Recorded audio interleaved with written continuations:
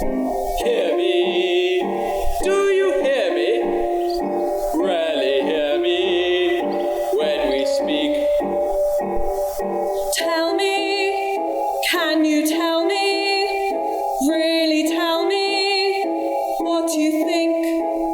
Or shall we leave it to another day? See you, do I see you, rarely see you when we meet? Hear you?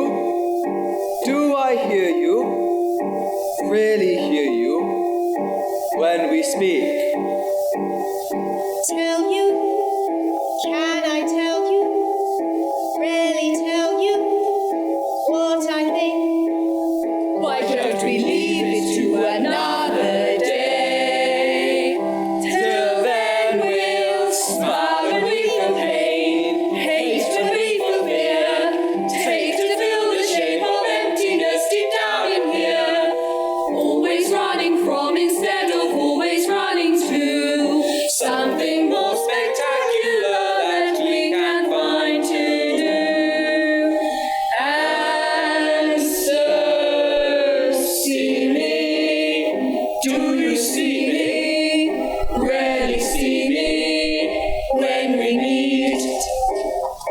Hear me, do you hear me, rarely hear me when we speak?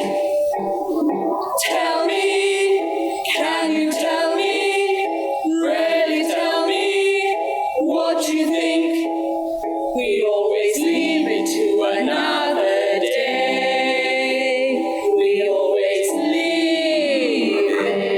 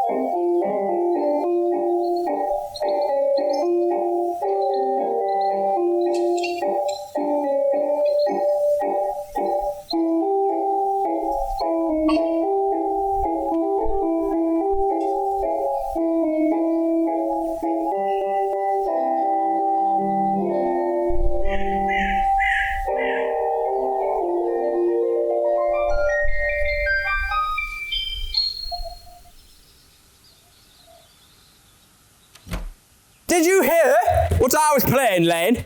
No, sir. I didn't think it polite to listen. Oh, I'm sorry for that for your sake. I didn't play accurately. Anyone can play accurately, but I play with wonderful expression. As far as the piano is concerned, sentiment is my forte. I keep signs for life. Yes, sir. Speaking of the science of life, have you got the cucumber sandwiches cat for Lady Bracknell? Yes, sir. By the way, Lane, I see from your book that on Thursday night, when Lord Shorman and Mr. Worthing were dining with me, 8 bottles of champagne are entered as having been consumed. Yes, sir. 8 bottles and a pint. Why is it that at a bachelor's establishment the servants invariably drink the champagne? I attribute it to the superior quality of the wine, sir. I've often observed that in married households, the champagne is rarely of a first-rate brand. Good heavens! Is marriage so demoralising as that? I believe it is a pleasant state, sir. I've had little experience in it myself, having only been married once. That was in consequence of a misunderstanding between myself and a young person. I don't know that I'm much interested in your family life, Lane. No, sir. It's not very interesting. I never think on it myself. Very natural, I'm sure. That will do, Lane. Thank you. Thank you, sir. Lane's views of marriage seem somewhat lax. Really, if the lower orders don't set us a good example, what on earth is the use of them? They seem, as a class, to have absolutely no sense of moral responsibility. Mr. Earnest Worthing. Oh, my dear Ernest, what brings you up to town? Oh, pleasure. What else should bring one anywhere? Eating, as usual, I see, Algy. I believe it is customary in good society to take some slight refreshment at 5 o'clock. Where have you been since last Thursday? In the country. What on earth do you do there? When one is in town, one amuses oneself. When one is in the country, one amuses other people. It is excessively boring. And who are the people you amuse? Oh, neighbours. Got nice neighbours in your part of Shropshire? Perfectly horrid, never speak to one of them. How immensely you must amuse them. By the way, Shropshire is your county, is it not? The Shropshire, yes, of course. Hello. Why all these cups? Why cucumber sandwiches? Why such wet extravagance and one so young? Who is coming to tea? Oh, merely Aunt Augusta and Gwendolen. How perfectly delightful. Yes, that's all very well. But I'm afraid Aunt Augusta won't quite approve of your being here. May I ask why? My dear fellow, the way you flirt with Gwendolen is perfectly disgraceful. It's almost as bad as the way Gwendolen flirts with you. I am in love with Gwendolen. I have come up to town expressly to propose to her. I thought you were coming for pleasure. I call that business. How utterly unromantic you are. I really don't see anything romantic in proposing. It's very romantic to be in love, but there's nothing romantic about a definite proposal. Why, one may be accepted. One usually is, I believe. Then the excitement is all over. The very essence of romance is uncertainty. If ever I get married, I'll certainly try to forget the fact. I've no doubt about that, dear Algy. The divorce court was specifically invented for people whose memories are precariously constant. There's no speculating on that subject. Divorces are made in heaven. Please don't touch the cucumber sandwiches. They're ordered specially for Aunt Augusta. Well, you have been eating them all this time. That is quite a different matter. She is my aunt. Have some bread and butter. The bread and butter is for Gwendolen. Gwendolen's devoted to bread and butter. And very good, bread and butter it is too. Well, my dear fellow, you need not eat it if you're going to eat at all. You behave as if you're married to her already.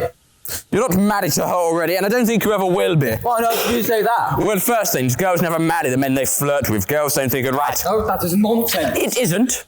It is a great truth. It accounts for the extraordinary number of bachelors one sees all over the place. In the second place, I don't give my consent. Your consent? My dear fellow, Gwendolen is my first cousin, and before I allow you to marry her, you must first clear up the whole question of Sicily. Sicily? What on earth do you mean by Sicily? I don't know anyone of the name of Sicily. Bring me that cigarette case Mr. Worthing left in the smoking room the last time he dined here. Yes, sir? Do you mean to say that you've had my cigarette case all this time? I wish to goodness you had let me know. I have been writing private letters to Scotland Yard about it. I was very nearly offering a large reward. Well, I wish you would offer one. I happen to be more than usually hard up. There is no good offering a large reward now that the thing is found. That's rather mean of you, Ernest, I must say. However, it makes no matter for me now. But now that I look at the inscription on the side, I see that the thing isn't yours after all. Of course it's mine. You have seen me with it 100 times, and you've no right whatsoever to read what is written inside. It is a very ungentlemanly thing to read a private cigarette case. No! It is absurd to have a hard and fast rule about what one should read and what one shouldn't. More than half of modern culture depends on what one shouldn't read. I'm quite aware of that fact, and I don't propose to discuss modern culture. It isn't the sort of thing I want to talk about in private.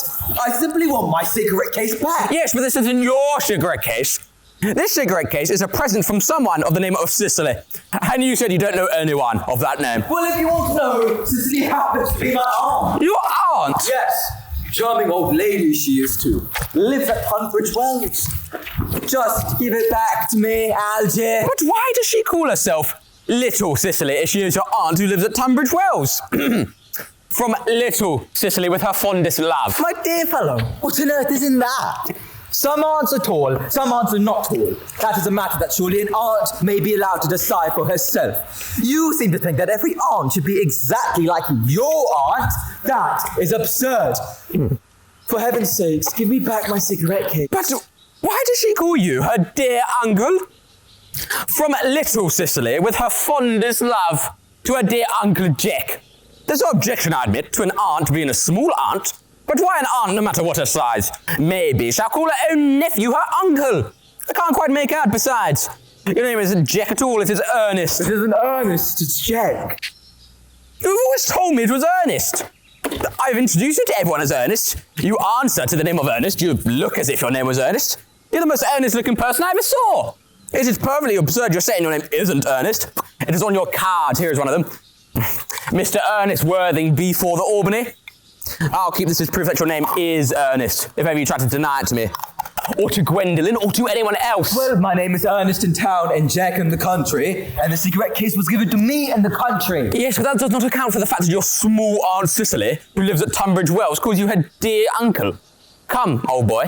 You had much better have the thing out at once. My dear fellow, you talk exactly as if you were a dentist. It is very vulgar to talk like a dentist when one isn't a dentist. It produces a false impression. That is exactly what dentists always do. Now go on. Tell me the whole thing. I may mention now that I've always suspected you of being a confirmed and secret bumbrist. I'm quite sure of it now. Bumbrist? What on earth do you mean by bumbrist? I'll reveal to you the meaning of that incomparable expression as soon as you are kind enough to inform me. Why are you Ernest in town and Jack in the country? Well, produce my cigarette case first. Here it is. Now produce your explanation and pray, make it improbable. My dear fellow, there is nothing improbable about my explanation at all. In fact, it's perfectly ordinary. Old Mr. Thomas Cardew, who adopted me when I was a little boy, made me in his will guardian to his granddaughter, Miss Cicely Cardew. Cicely, who addresses me as her uncle, for motives of respect that you cannot possibly appreciate, lives in my place in the country, under the charge of her admirable governess, Miss Prism. Where is that place in the country, by the way? Oh, that is nothing to you, dear boy. You're not going to be invited. I may tell you candidly that the place is not in Shropshire. I suspected that, my dear fellow. I bumbried all over Shropshire on 2 separate occasions. Now go on. Why are you Ernest in town and Jack in the country? My dear fellow, I don't know whether you will be able to understand my real motives. You are hardly serious enough. When one is placed in the position of guardian, one has to adopt a very high moral tone on all subjects. It's one's duty to do so. And as a high moral tone can hardly be said to conduce very much to either one's health or happiness.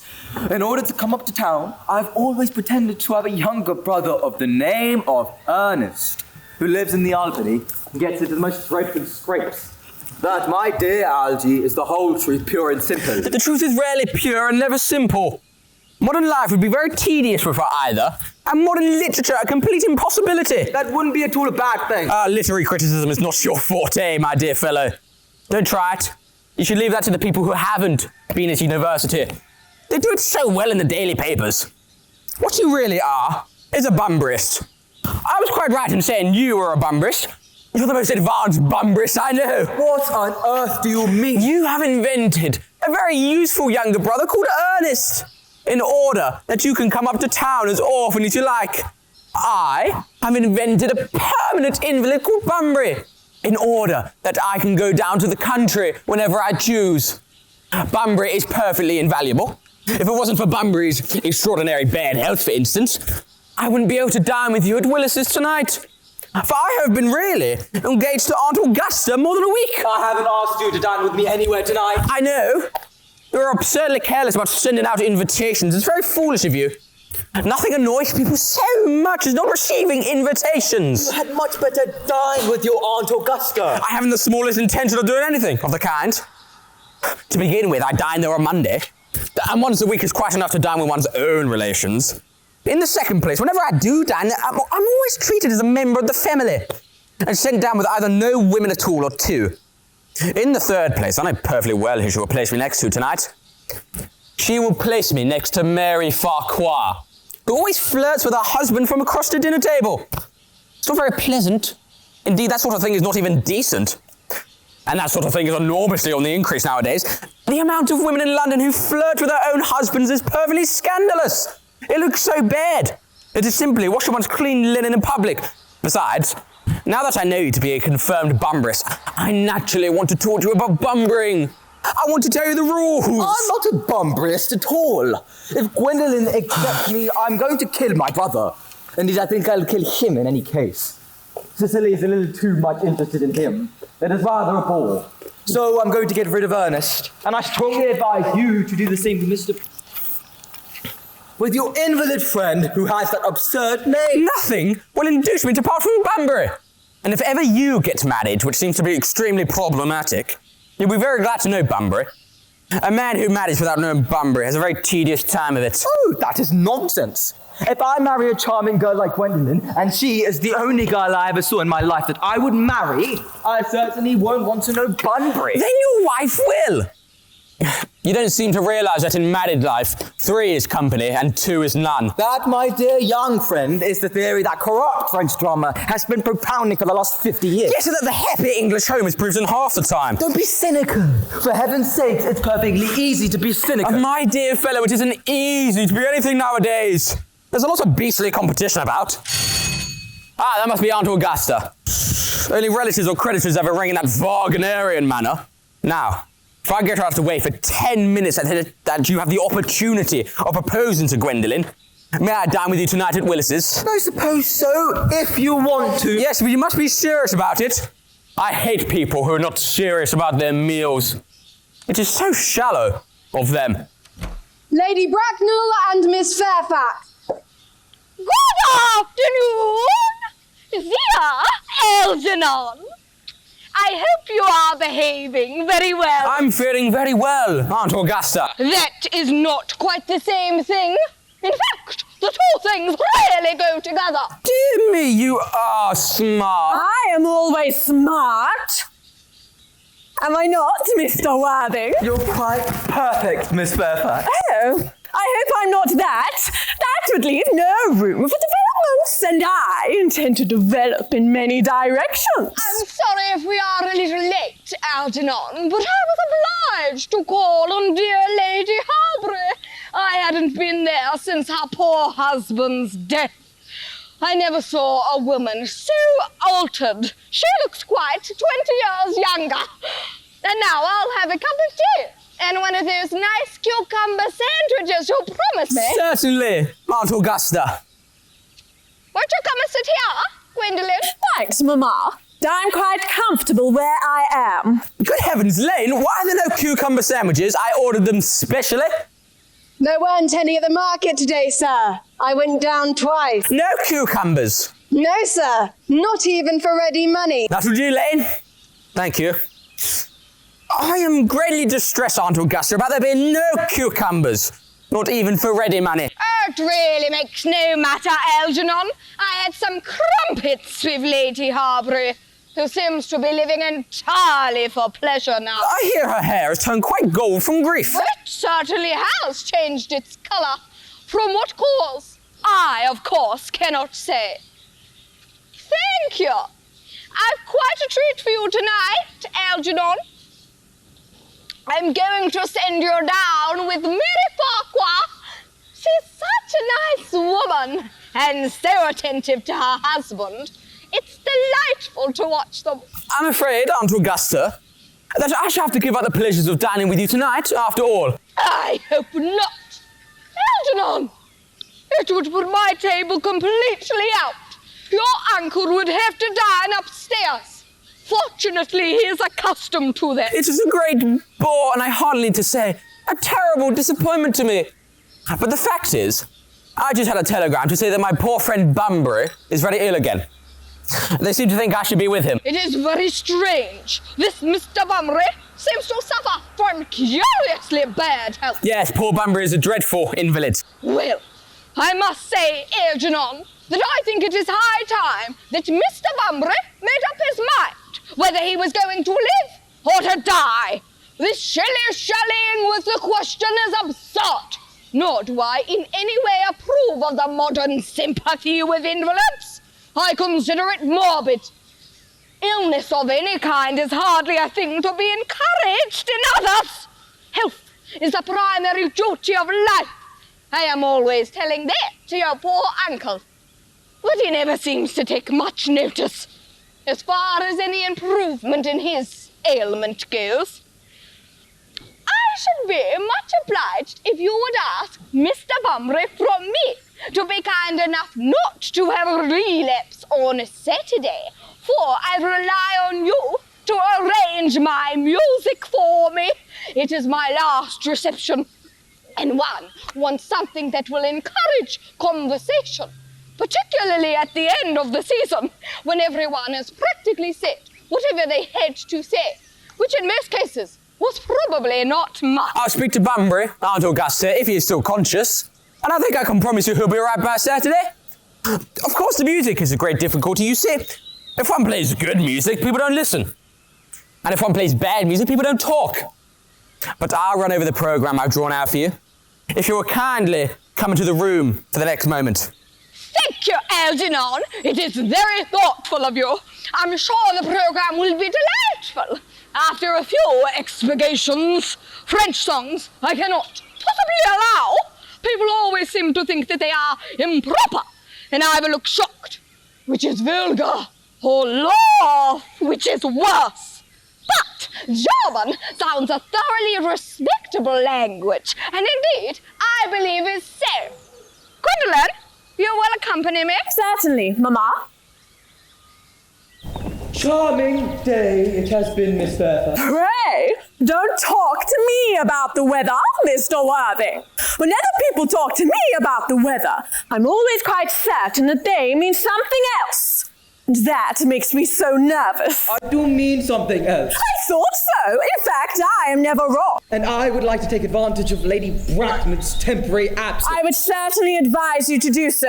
Mamma has a way of coming back suddenly into a room, which I've often had to speak to her about. Gwendolyn, ever since I met you, I have admired you more than any girl I have ever met since I met you. Yes, I am quite well aware of the fact. And I often wish that in public, at any rate, you had been more demonstrative. For me, you have always had an irresistible fascination. Even before I met you, I was far from indifferent to you. We live, as I hope you know, Mr. Worthing, in an age of ideals. The fact is constantly mentioned in the more expensive monthly magazines and has reached the provincial pulpits, I am told. And my ideal has always been to love someone of the name of Earnest. There's something in that name that inspires absolute confidence.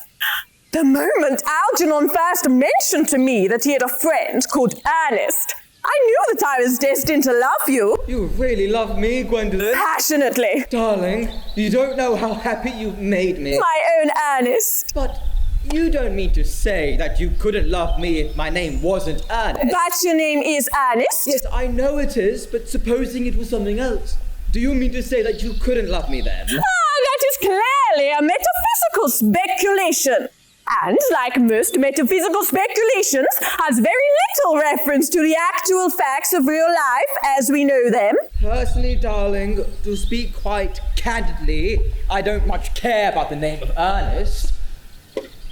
I don't think the name would suit me at all. It suits you perfectly. It is a divine name. It has a music of its own. It produces vibrations. Well, really, Gwendolyn, I must say I think there are lots of other much nicer names. I think Jack, for instance, a charming name. Jack. No. There is very little music in the name Jack. If any at all, indeed. It does not thrill. It produces absolutely no vibrations. I have known several Jacks, and they all, without exception, have been more than usually plain. Besides, Jack is a notorious domesticity for John, and I pity any woman who is married to a man called John. She'd probably never be allowed to know the entrancing pleasure of a single moment's solitude. The only really safe name is Ernest. Gwendolyn, I must get christened at once. I mean, we must get married at once. Married, Mr. Worthing? Well, surely. You know that I love you, and you, Miss Fairfax, have led me to believe you're not absolutely indifferent to me. I adore you, but you have not proposed to me yet. Nothing has been said at all about marriage. The subject has not even been touched on. Well, May I propose to you now? I think it would be an admirable opportunity. And to save you any possible disappointment, Mr. Worthing, I think it only fair to tell you quite frankly beforehand that I am fully determined to accept your... Gwendolyn! Yes, Mr. Worthing, what have you got to say to me? You know what I've got to say to you. Yes, but you don't say it. Gwendolyn, will you marry me? Of course I will, darling. How long you have been about it. I'm afraid you have had very little experience in how to propose. My own one. I have never loved anyone in the world but you. Yes, but men often propose for practice. I know my brother Gerald does. All my girlfriends tell me so. What wonderfully blue eyes you have, Ernest. They're quite blue. Brown. Blue. Brown. Blue. Brown. Brown?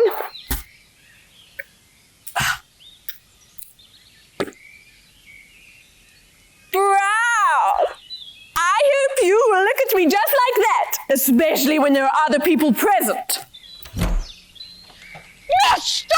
Worthing, rise, sir, from this semi-recumbent posture.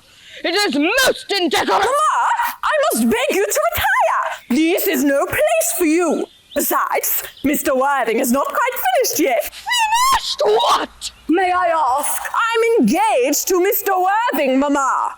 I beg your pardon. You are not engaged to anyone.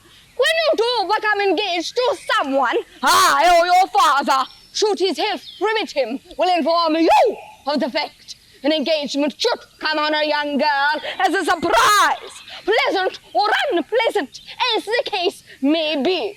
It is hardly a matter that she should be allowed to arrange for herself.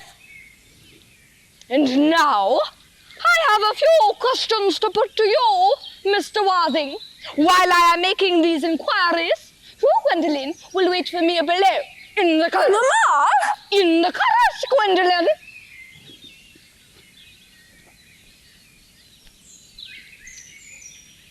Gwendolen! The carriage! Yes, Mama.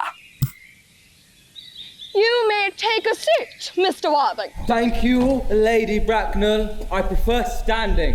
I feel bound to tell you that you are not down on my list of eligible young men, although I have the same list as the dear Duchess of Bolton has. We work together, in fact. However, I am quite ready to enter your name, should your answers be what a really affectionate mother requires.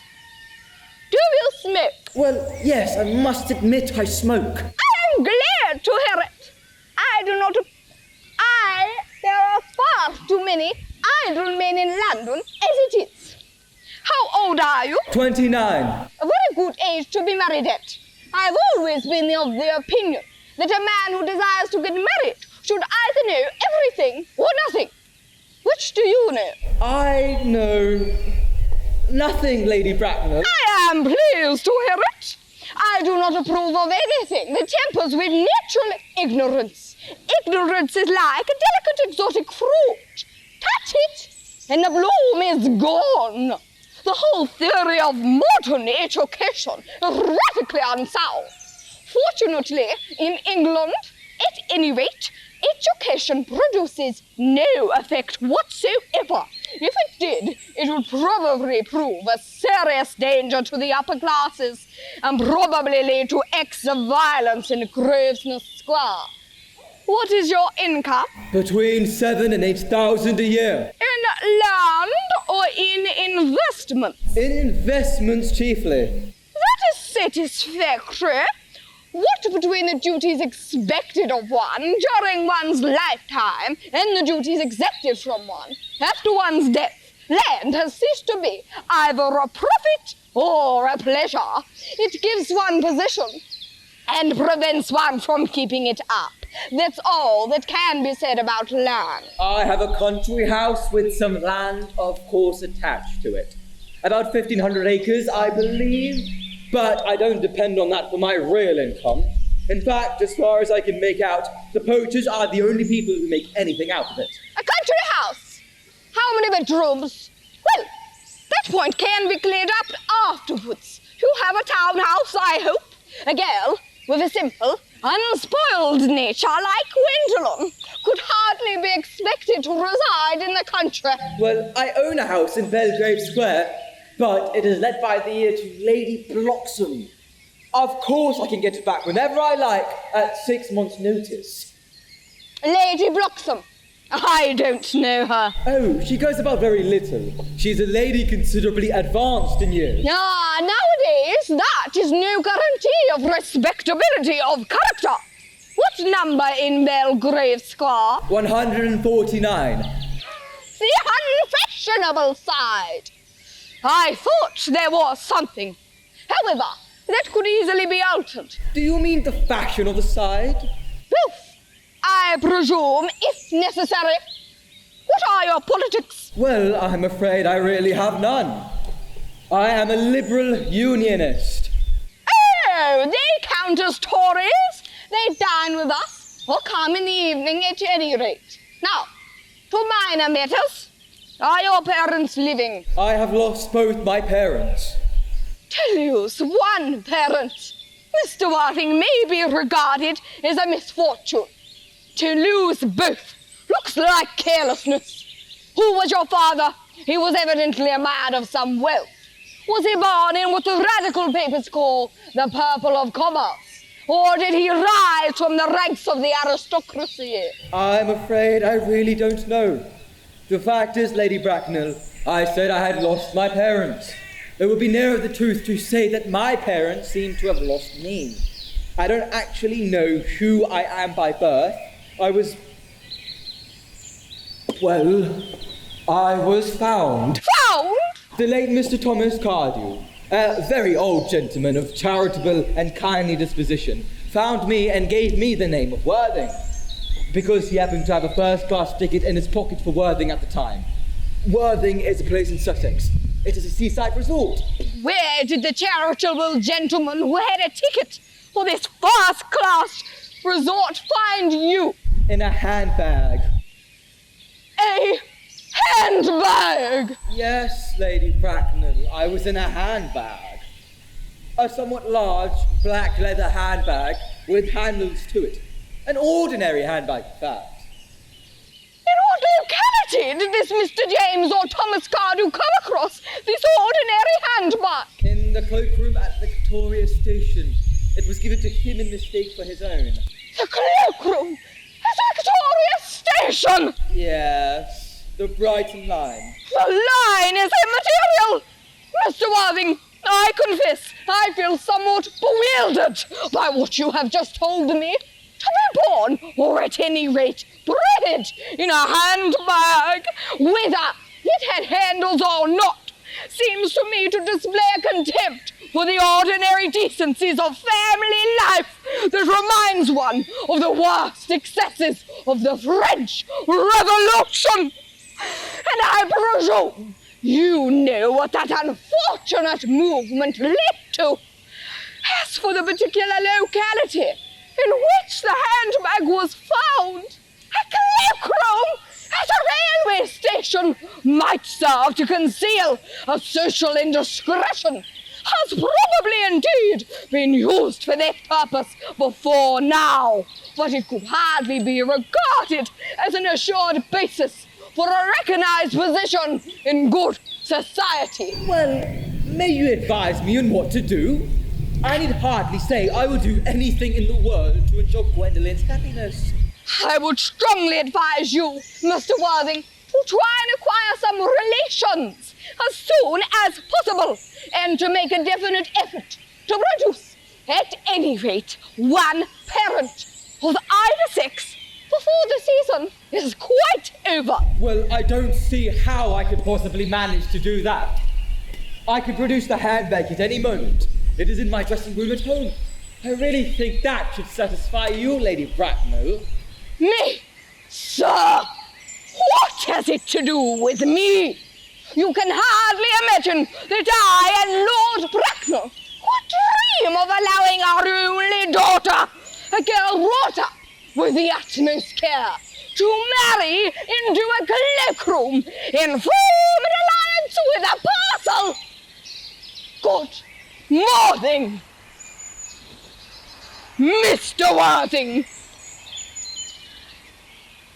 Good morning. No, no, no, no, no, no, no, no, no, no. Hey, stop singing that ghastly tune, Algie. How idiotic you are. Didn't it go off all right, old boy? You don't mean to say Gwendolyn refused you. I know it's the way she has. She's always refusing people. I think it is most ill-natured of her. Oh, Gwendolyn is as right as a trivet.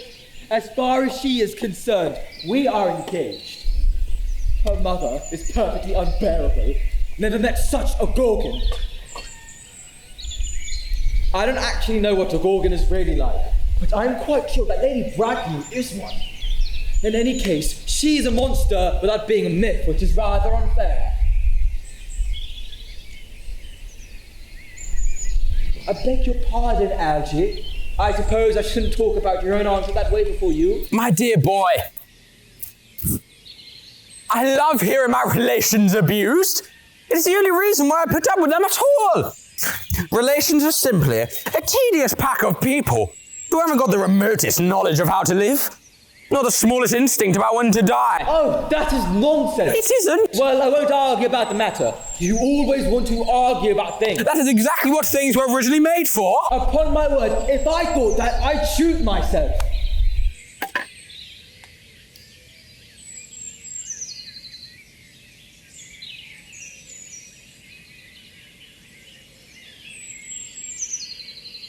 You don't think there is any chance of Gwendolyn becoming like her mother in about 150 years, do you, Algie? All women become like their mothers. That is a tragedy. No man does, that's his. Is that clever? It is perfectly phrased. And quite as true as any observation in civilized life should be. I'm sick to death of cleverness. Everybody is clever nowadays. You can't go anywhere without meeting clever people. The thing has become an absolute public nuisance. I wish to goodness we had a few fools left. We have! I should extremely like to meet them. What do they talk about? The fools? Oh, about the clever people, of course. What fools? By the way, did you tell Gwendolyn the truth of your being Earnest in town and Jake in the country? My dear fellow, the truth isn't quite the sort of thing one tells to a nice, sweet, refined girl. What extraordinary ideas you have about the way to behave to a woman. The only way to behave to a woman is to make love to her. If she's pretty, and to someone else if she is plain. Oh, that is nonsense. What about your brother? What about the profligate Earnest? Oh, before the end of the week I shall have got rid of him. I'll say he died in Paris of apoplexy.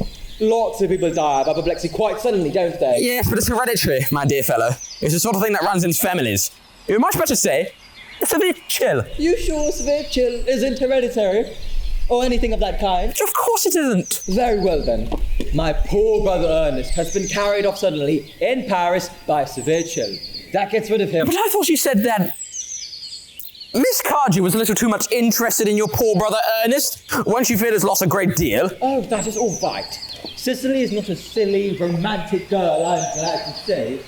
She has got a capital appetite, goes on long walks, pays no attention at all to her lesson. I would rather like to see Cicely. I will take very good care you never do.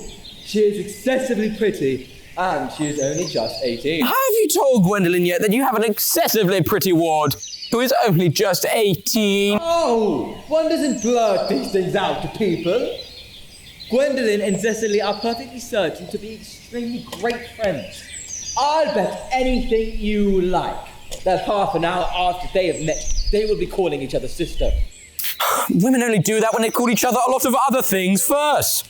Now, my dear boy, if we really want to get a good table at Willis's, we really must go and dress. Do you know it's nearly 7? Oh, it is always nearly 7. Well, I'm hungry. I never knew you when you were... What shall we do after dinner? Go to a theatre. Oh no, I loathe listening. Well, let's go to a club. Oh no, I hate talking. Well, we might trot round to the Empire at 10. Oh no, I can't bear looking at things, it is so silly. Oh, what shall we do? Nothing. It is awfully hard work doing nothing. However, I don't mind hard work when there's no definite object of any kind. Miss Fairfax! Gwendolyn, upon my word. Algy, kindly turn your back. I have something very particular to say to Mr. Worthing. Really? Gwendolyn, I don't think I can allow this at all. Algy, you always adopt a strictly immoral attitude towards life. You are not quite old enough to do that.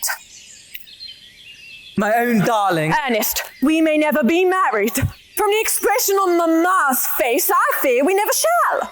Few parents nowadays pay any regard to what their children say to them. The old-fashioned respect for the young is fast dying out. Whatever influence I ever had over Mamma, I lost at the age of 3. But, although she may prevent us from becoming man and wife, and I may marry someone else, and marry often, nothing that she could possibly do can alter my eternal devotion to you. Dear Gwendolyn. The story of your romantic origin, as related to me by Mamma, with unpleasing comments, naturally stirred the deeper fibres of my nature. Your Christian name has an irresistible fascination. The simplicity of your character makes you exquisitely incomprehensible to me. Your town address in the Albany I have. What is your address in the country? The Manor House, Wilde, Hertfordshire. There is a good postal service, I suppose. It may be necessary to do something desperate. That, of course, will require serious consideration. I will communicate with you daily. My own one. How long do you remain in town? Till Monday. Good. Algy, you may turn around now. Thanks, I've turned round already. Sir, you may also ring the bell. You will let me see you to your carriage, my own darling? Certainly. I will see Miss Fairfax out. Yes, sir. A glass of sherry, Lane. Yes, sir. Tomorrow, Lane, I'm going bumbering. Yes, sir. I shall probably not be back till Monday. You can put up my dress clothes, all the smoking jackets and all my Bunbury suits. Yes, sir. I hope tomorrow will be a fine day, Lane. It never is, sir. Lane, you are a perfect pessimist. I aim to give satisfaction, sir. There's a sensible, intellectual girl, the only girl I have cared for in my life. What on earth are you so amused at? I'm a little anxious about poor Bunbury. That is all. If you don't take care, your friend Bunbury will get you into a serious scrape someday. I love scrapes. They're the only thing that's never serious. That's nonsense, Algy. You never talk anything but nonsense. Nobody ever does.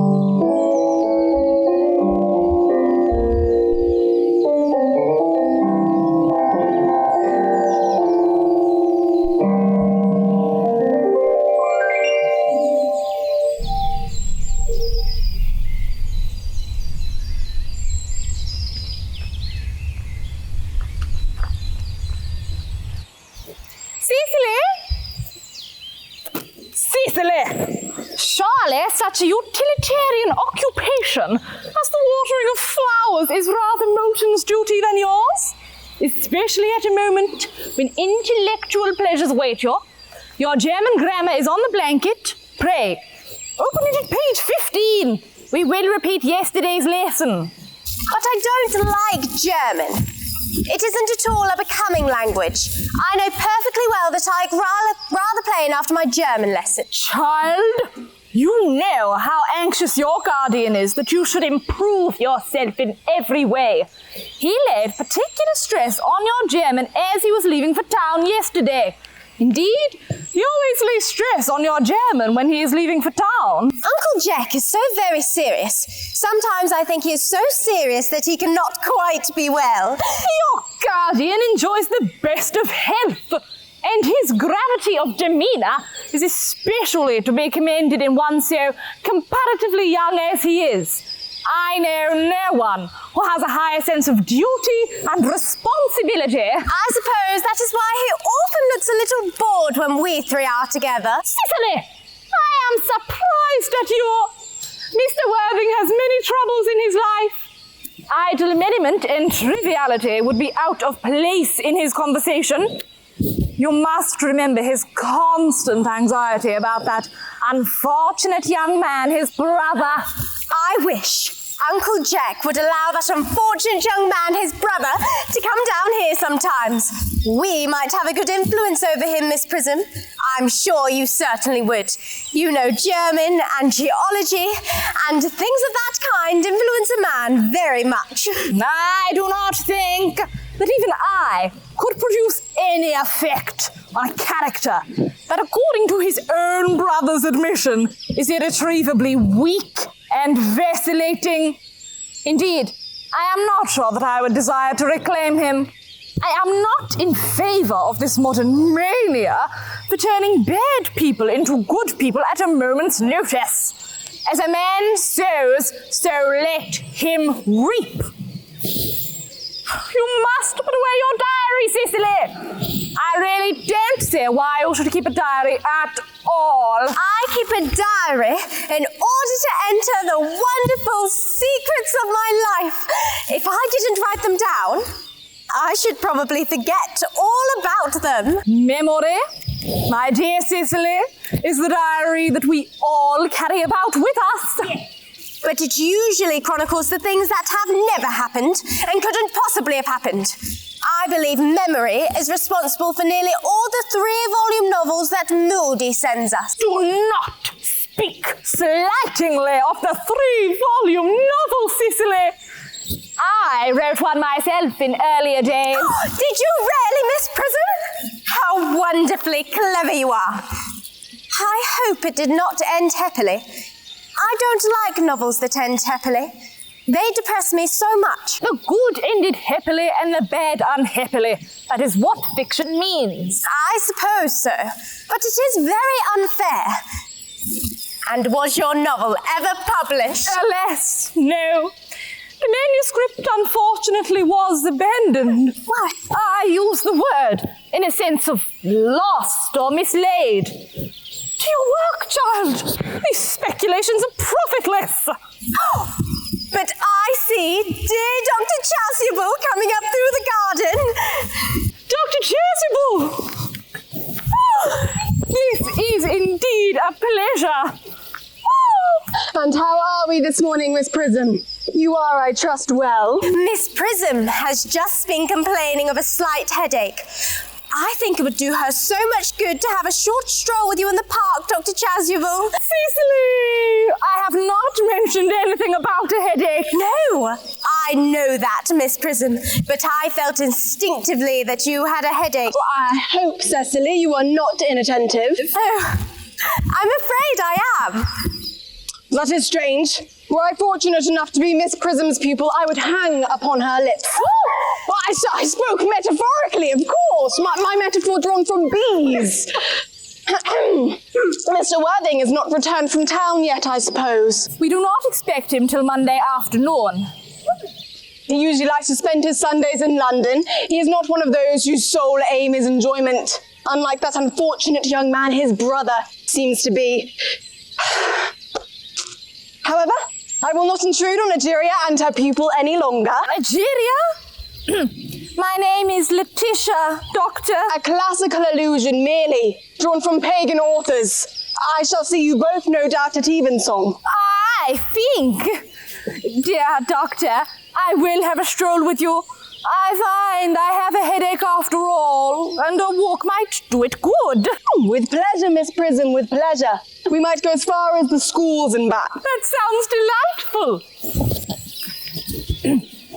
Cecily, you will read your political economy in my absence. The chapter on the fall of the rupee you may omit. It is somewhat too sensational. Even these metallic problems have their melodramatic side.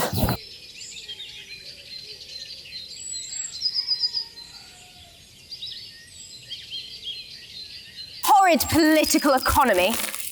Horrid geography. Horrid German. Mr. Earnest Worthing has just driven down from the station. He's brought his luggage with him. Mr. Ernest Worthing, B4, the Albany W. Uncle Jack's brother. Did you tell him Mr. Worthing was in town? Yes. He seemed very much disappointed. I mentioned that you and Miss Prism were in the garden. He said he was anxious to speak to you privately for a moment. Tell Mr. Ernest Worthing to come here. I suppose you'd better talk to the housekeeper about a room for him. Yes, miss. I have never met any really wicked person before. I feel rather frightened. I'm so afraid he'll look just like everybody else. He does. You are my little cousin Cicely, I'm sure. I'm afraid you're under some strange mistake. I'm not little. Indeed, I believe I'm more than usually tall for my age.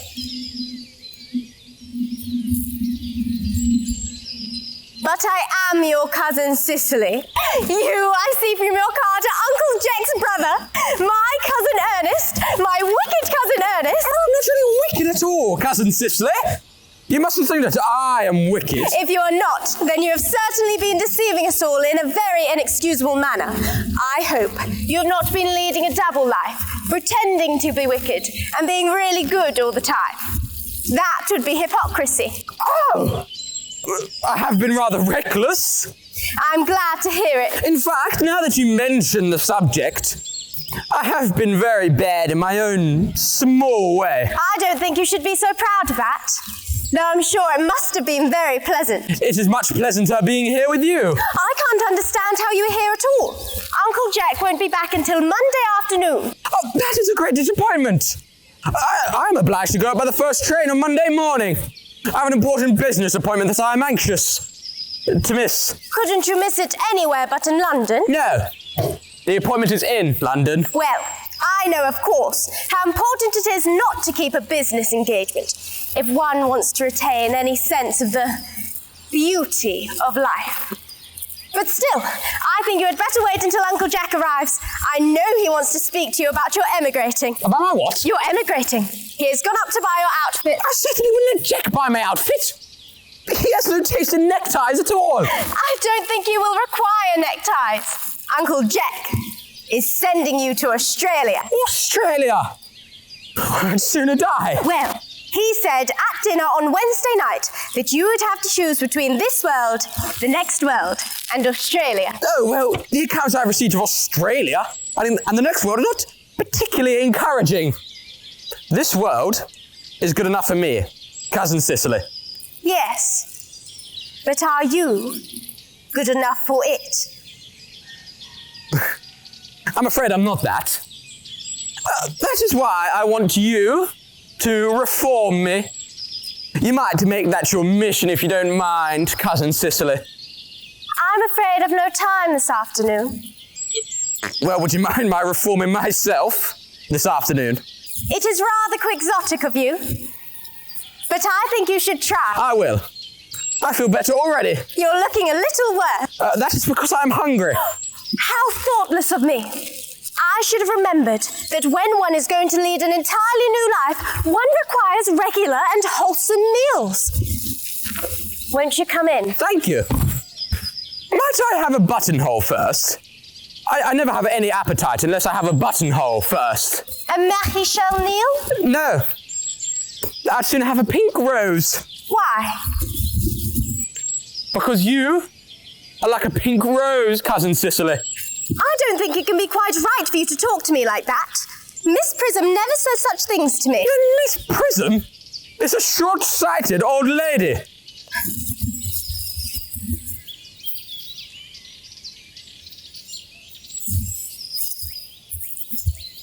You are the prettiest girl I ever saw.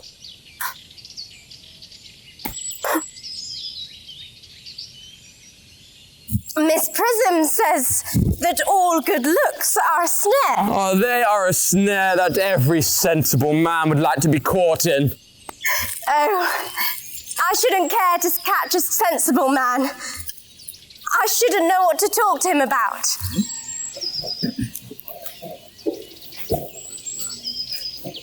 You are too much alone, dear Dr. Jezebel. You should get married. A misanthrope I can understand. A womanthrope, never! Believe me, Miss Prism, I do not deserve so neologistic a phrase. The precept as well as the practice of the primitive church was distinctly against matrimony. That is obviously the reason why the primitive church has not lasted up to the present day. And you do not seem to realize, dear doctor, that by persistently remaining single, a man converts himself into a permanent public temptation. Men should be more careful. This very celibacy leads weaker vessels astray. Is a man not equally attractive when married? No married man is ever attractive except to his wife. And often I've been told not even to her. That depends on the intellectual sympathies of the woman. Maturity can always be depended on. Ripeness can be trusted. Young women are green. I spoke horticulturally. My metaphor was drawn from fruits. But where is Cicely? Perhaps she followed us to the schools. Mr. Worthing! Mr. Worthing? This is indeed a surprise. I have returned sooner than I expected. Dr. Chasuble, I hope you are well. My dear Mr. Worthing, I trust that this garb of woe does not betoken some terrible calamity. My brother. More shameful debts and extravagance. Still leading his life of pleasure. Dead. Your brother Earnest dead. Quite dead. What a lesson for him. I trust he will profit by it. Poor Ernest. He had many faults, but it is a sad, sad blow. Very sad indeed. Were you with him at the end? No, he died abroad, in Paris in fact. I got a telegram last night from the manager of the Grand Hotel. What was the cause of death mentioned? A severe chill, it seems. As a man sows, so shall he reap. Charity, Miss Prism! Charity! None of us are perfect. I myself am peculiarly susceptible to draughts. Will the intimate take place here? No. He expressed a desire to be buried in Paris. In Paris? Well, that hardly points to any very serious state of mind at the last. Oh, you would no doubt wish for me to make some slight allusions to this tragic domestic affliction next Sunday. My sermon on the meaning of the manner in the wilderness can be adapted to almost any occasion, be it joyful or, as the present case, distressing. I have performed it at confirmations, christenings, on days of celebration and humiliation, and on harvest festivals. The last time I preached it was at the cathedral. It was a charity sermon on behalf of the Society for the Prevention of Discontent among the Upper Orders. The bishop, who was present at the time, was very much struck by some of the analogies I drew. That reminds me, you mentioned christenings, I think, Dr. Chasuble? I suppose you know how to christen all right. I mean, of course, you are continually christening, aren't you? It is, I regret to say, one of the rector's most constant duties in this parish. I have often spoken to the poorer classes on the subject, but they don't seem to know what thrift is. Is there any particular infant in which you're interested, Mr. Worthing? Your brother was, I believe, unmarried, was he not? Oh, yes. People who live entirely for pleasure usually are. But it is not for any child, dear doctor. I am very fond of children. No, the fact is I would like to be christened myself this afternoon if you have nothing better to do. Oh, but surely, Mr. Worthing, you have been christened already. I don't remember anything about it. Have you any grave doubts on the matter? I certainly intend to have. Of course, I don't know if the thing would bother you in any way, or if you think I'm a little too old now. Not at all. The sprinkling and indeed the immersion of adults is a perfectly canonical practice. Immersion? Oh, you need have no apprehensions. Sprinkling is all that is necessary and indeed advisable. Our weather is so interchangeable. At what hour would you like the ceremony performed? Oh, I might trot round about 5 if that would suit you. Perfectly. I have 2 similar ceremonies to perform at that time. Case of twins that occurred in one of the outlying cottages of your own estate. Oh, I don't see much fun in being christened along with other babies. It would be childish. Would 5:30 do? Admirably. And now, Mr. Worthing, I must not intrude into a house of sorrow any longer. I will merely beg you not to be too bowed down by grief. What seems to us bitter trials are often blessings in disguise. This seems to me a blessing of an extremely obvious kind. Uncle Jack! Oh, I'm pleased to see you're back. But what horrid clothes you've got on. Do go and change them. My child. What is the matter, Uncle Jack? Oh, do look happy. You look as if you had a toothache. And I've got such a surprise for you. Who do you think is in the dining room? Your brother. Who? Your brother, Earnest. He arrived about half an hour ago. What nonsense! I haven't got a brother. Oh, don't say that. No matter how badly he may have behaved to you in the past, he is still your brother. You couldn't be so heartless as to disown him, could you? I'll tell him to come out, and you'll shake hands with him, won't you, Uncle Jack? These are joyful tidings. After we had all been resigned to his loss, his sudden return seems to me peculiarly distressing. My brother is in the dining room? I don't know what it all means. I think it is perfectly absurd. Good heavens! Brother John! I've come down from town to tell you that I am very sorry for all the trouble I have given you, and that I intend to lead a better life in the future. Uncle Jack, you are not going to refuse your own brother's hand. Nothing will induce me to take his hand. I think his coming down here disgraceful. He knows perfectly well why. Uncle Jack, do be nice. There is some good in everyone. Ernest has just been telling me about his poor invalid friend, Mr. Bunbury, whom he goes to visit so often.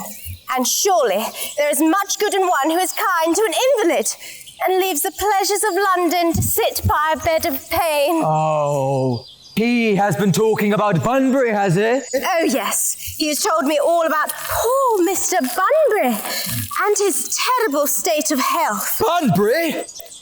Well, I won't have him talk to you about Bunbury or about anything else. It is enough to drive one perfectly frantic. Of course, I admit the faults were all on my side, but I must say, I think that Brother John's coldness to me is peculiarly painful. I expected a more enthusiastic welcome, especially considering it is the first time that I have come here. Uncle Jack, if you don't shake Ernest's hand, I will never forgive you. Never forgive me? Never. Hello. This is the last time I shall ever do it. It is pleasant, is it not, to see so perfect a reconciliation. And now I think we might leave the brothers together. Cecily, you will come with us. Certainly, Miss Prism. My little task of reconciliation is over. You have done a beautiful act today, dear child. We must not be premature in our judgments. I feel very happy.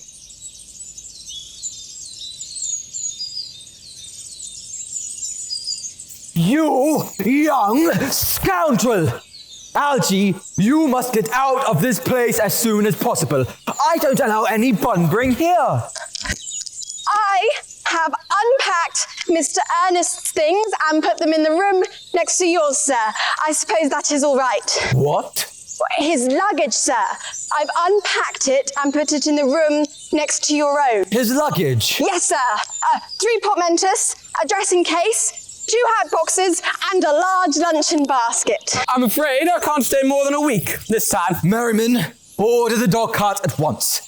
Mr. Earnest has been suddenly called back to town. Yes, sir. What a fearful lie you are, Dick. I've not been called back to town at all. Yes, you have. I haven't heard anyone call me. Your duty as a gentleman calls you. Well, my duty as a gentleman has never interfered with my pleasures in the smallest degree. I can quite understand that. Oh, well, Cicely is a darling. You are not to talk of Miss Cardew like that. I don't like it. Well, I don't like your clothes. You look perfectly ridiculous in them. Why on earth don't you go up and change? It is perfectly childish to be in deep mourning for someone who is actually staying with you as a guest for a whole week. I call it grotesque. You are certainly not staying with me for a whole week as a guest or anything else. You have got to leave.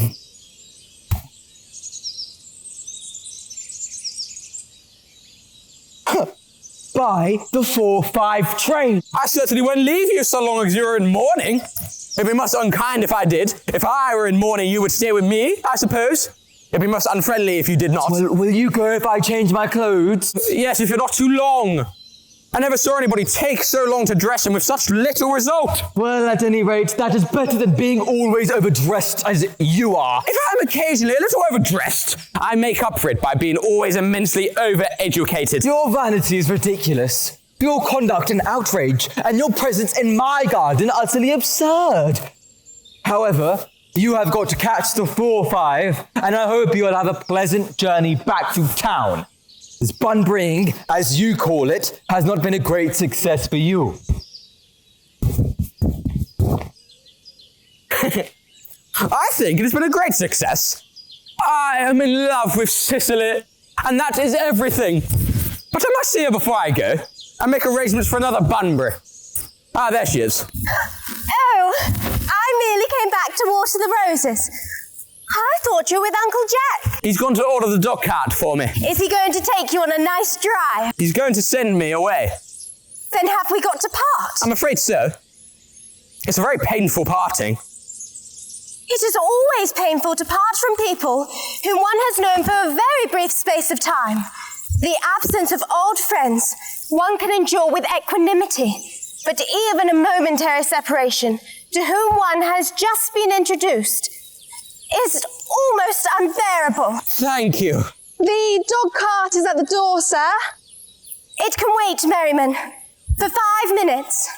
Yes, miss. I hope, Cicely, I shall not offend you if I state quite frankly and openly that you seem to me to be in every way the visible personification of absolute perfection. I think your frankness does you credit, Ernest. If you will allow me, I shall copy your remarks into my diary. Do you really keep a diary? I'd give anything to look at it, may I? Oh, no. You see, it is simply a very young girl's record of her own thoughts and impressions, and consequently meant for publication. When it appears in volume form, I hope you will order a copy. But pray, Ernest, don't stop. I delight in taking down from dictation. I have reached absolute perfection. You can go on. I am quite ready for more. Oh, don't cough, Ernest. When one is dictating, one should speak fluently and not cough. Besides, I don't know how to spell a cough. Cicely, ever since I first looked upon your wonderful and incomparable beauty, I have dared to love you wildly, passionately, devotedly, hopelessly. I don't think that you should tell me that you love me wildly, passionately, devotedly, hopelessly.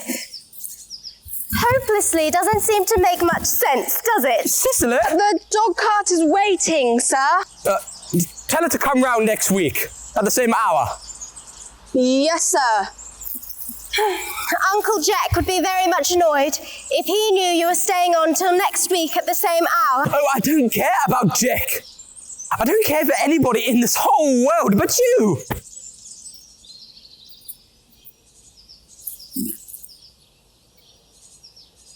I love you, Cicely. You will marry me, won't you? Of course! You silly boy! Why? We've been engaged for the last 3 months. For the last 3 months? Yes, it will be exactly 3 months on Thursday. But how do we become engaged? Well, ever since dear Uncle Jack first confessed to us that he had a younger brother who was very wicked and bad, you, of course, have formed the chief topic of conversation between myself and Miss Prism. And of course, a man who is much talked about is always very attractive. It was foolish of me, I dare say. But I fell in love with you, Ernest. Darling. And when was our engagement actually settled? On the 14th of February last, worn out by your entire ignorance of my existence, I was determined to end the matter one way or another. And after a long struggle with myself, I accepted you under this dear old tree here. The next day, I bought this little ring in your name. And this little bangle with a true lover's knot, I promised you always to wear. Did I give you this? It's very pretty, isn't it? Yes, you've wonderfully good taste, Ernest. What is Ernest? It is the excuse I've always given for your leading such a bad life. Oh, and this is the box in which I keep all your dear letters. My letters? By my own sweet Cicely, I've never written you any letters. You need hardly remind me of that, Ernest. I remember only too well that I was forced to write your letters for you. I wrote 3 times a week and sometimes oftener. Oh, do let me read them, Cicely. I couldn't possibly. They would make you far too conceited. The 3 you wrote me after I had broken off the engagement are so beautiful and so badly spelled that even now I can hardly read them without crying a little. But was our engagement ever broken off? Of course it was. On the 22nd of last March. You can see the entry if you like. Today, I broke off my engagement with Ernest. I feel it is better to do so. The weather continues charming. But why on earth did you break it off? What had I done? I've done nothing at all. Cicely, I'm very much hurt indeed to hear you broke it off. Particularly when the weather was so charming. It would hardly have been a very serious engagement if it hadn't been broken off at least once.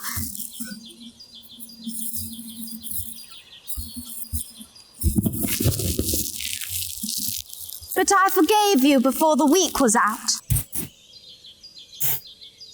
What a perfect angel you are, Cicely. You dear romantic boy.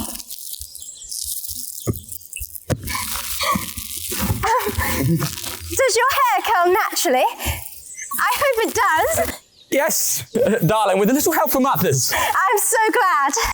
You'll never break off our engagement again, Cicely. I don't think I could break it off now that I've actually met you. Besides, there is the question of your name. Yes, of course. You mustn't laugh at me, darling, but it had always been a girlish dream of mine to love someone whose name was Earnest. There is something in that name that inspires absolute confidence. I pity any poor, married woman whose husband's name is not Ernest. But my dear child, do you mean to say you could not love me if I had some other name? But what other name? Oh, any name you like. Algernon, for instance. But I don't like Algernon. But my dear, sweet, loving little darling, I really can't see why you should object to the name of Algernon. It is not at all a bad name. Half of the chaps who get into the bankruptcy court are called Algernon. But seriously, Cicely, if my name was Algy, couldn't you love me? I might respect you, Earnest. I might admire your character. But I feel I should not be able to give you my undivided attention. Cicely, your rector here is, I suppose, thoroughly experienced in all the rites and practices of ceremonials of the church. Oh, yes. Dr. Chasuble is a most learned man. He has never written a single book, so you can imagine just how much he knows. I must see him on the most important christening. On most important business. I shan't be away more than half an hour. Considering that we have been engaged since February the 14th, and that I have only just met you today for the first time, I think it is rather hard for you to leave me so long a period as half an hour. Couldn't you make it 20 minutes? I'll be back in no time.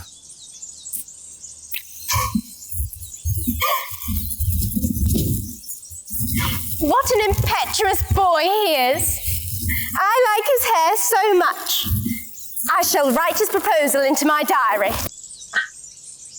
Miss Fairfax has called to see Mr. Worthing on very important business, Miss Fairfax states. Pray, tell the young lady to come out here.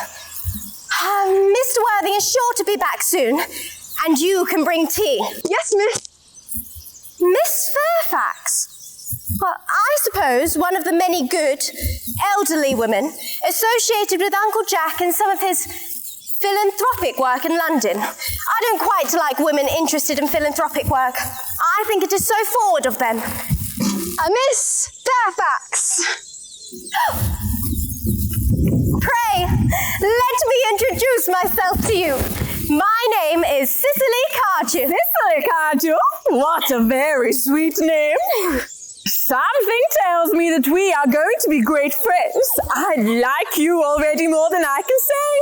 My first impressions of people are never wrong. How nice of you to like me so much after we have known each other such a comparatively short time. Pray, sit down. I may call you Cicely, may I not? With pleasure. And you will always call me Gwendolen, won't you? If you wish. Then that is all quite settled, is it not? I hope so.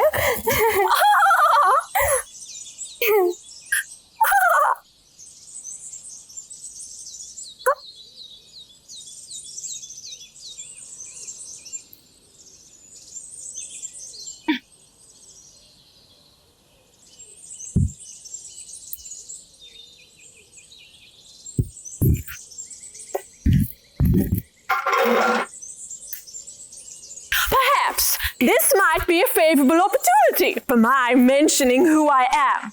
My father is Lord Bracknell.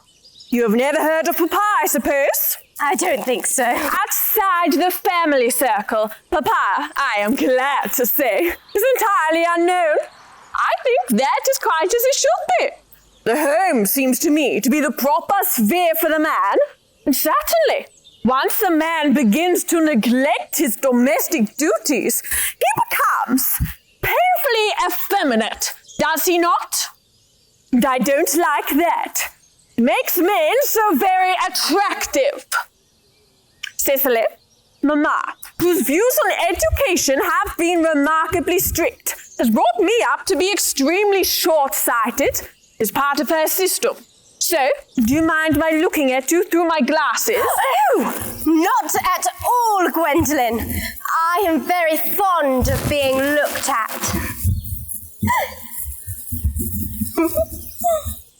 You are here on a short visit, I suppose? Oh, no. I live here. Really? Your mother, no doubt, or some other female relative of advanced years resides here also? Oh, no. I have no mother, nor, in fact, any relations. Indeed? My dear guardian, with the assistance of Miss Prism, has the arduous task of looking after me. Your guardian? Yes, I am Mr. Worthing's ward. Oh! It is strange. He never mentioned to me that he had a ward. How secretive of him. He grows more interesting hourly. I am very fond of you, Cicely. But I'm bound to state that now that I know that you are Mr. Worthing's ward, I cannot help expressing I wish you were, well, just a little older than you seem to be, and not quite so very alluring in appearance. In fact, if I may speak candidly... Pray, do. I think that whenever one has anything unpleasant to say, one should always be quite candid. Well, to speak with perfect candor, Cicely, I wish that you were fully 42. And more than usually plain for your age. Ernest has a strong, upright nature. He is the very soul of truth and honor. Disloyalty of any kind would be as impossible to him as deception. But even men of the noblest possible moral character are extremely susceptible to the influence of the physical charms of others. Modern, no less than ancient history, supplies us with the many most painful examples of what I refer to. If it were not so, indeed, history would be quite unreadable. I beg your pardon, Gwendolen. Did you say Ernest? Yes. Oh, but it is not Mr. Ernest Worthing who is my guardian. It is his brother. His elder brother. Alice never mentioned to me that he had a brother. I'm sorry to say, they have not been on good terms for a long time. Ah, that accounts for it. Now that I think of it, I've never heard any man mention his brother. The subject seems distasteful to most men. Cicely, you've lifted a load from my mind. I was beginning to grow almost anxious. It would have been terrible if any cloud had come across a friendship like ours, would it not? Of course, you are quite sure that it is not Mr. Ernest Worthing who is your guardian. Quite sure. In fact, I am going to be his... I beg your pardon! Dearest Gwendolen, there is no reason why I should make a secret of it to you. Our little county newspaper is sure to chronicle the fact next week. Mr. Ernest Worthing and I are engaged to be married. My dear Cicely, I'm afraid there must be some slight error. Mr. Ernest Worthing is engaged to me. The announcement will appear in the Morning Post on Saturday at the latest. I am afraid you are under some strange mistake. Ernest proposed to me exactly 10 minutes ago.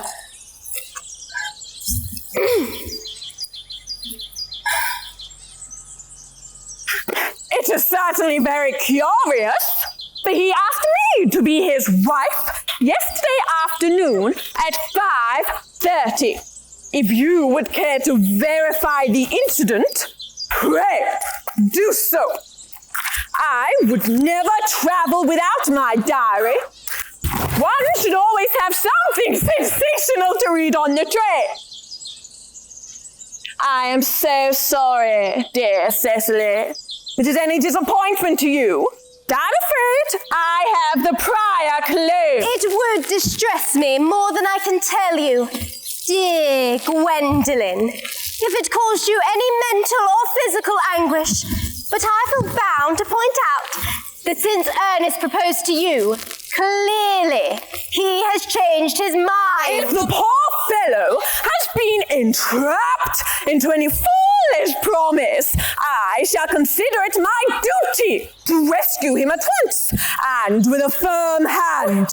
Whatever unfortunate entanglement my dear boy may have gotten into, I shall never reproach him with it after we are married. Do you allude to me, Miss Cardew, as an entanglement?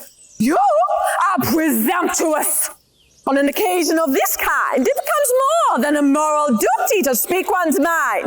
It becomes a pleasure. Do you suggest, Miss Fairfax, that I entrapped Ernest into an engagement? How dare you? This is no time for wearing the shallow mask of manners. When I see a spade, I call it a spade. I am glad to say that I have never seen a spade? It is obvious that our social spheres are widely different. Shall I lay the tea here as usual, miss? Yes, as usual.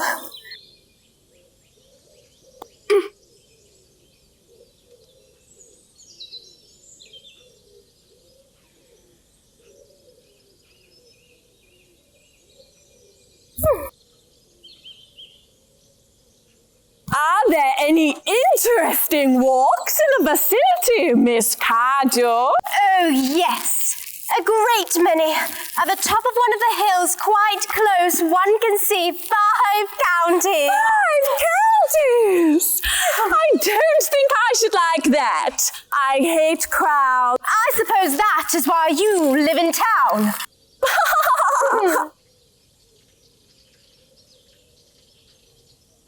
Quite a well-kept garden this is, Miss Cardew. So glad you like it, Miss Fairfax. I never knew that there were any flowers in the country. Oh, flowers are as common here, Miss Fairfax, as people are in London. Personally, I cannot understand how anybody manages to exist in the country. If anybody who is anybody does. The country always bores me to death. Ah, this is what the newspapers call agricultural depression, is it not? I believe the aristocracy is suffering from it very much just at present. It is almost an epidemic amongst them, I have been told. May I offer you some tea, Miss Fairfax? Thank you! Detestable girl, but I require tea. Sugar? No, thank you. Sugar is not fashionable anymore.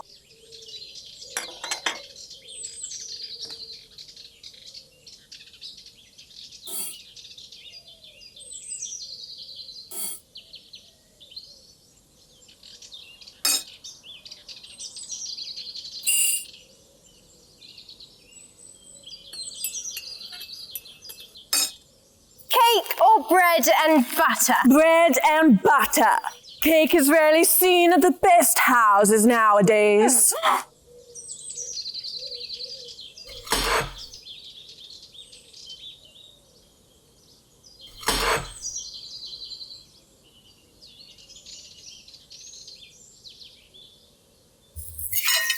Hand that to Miss Fairfax.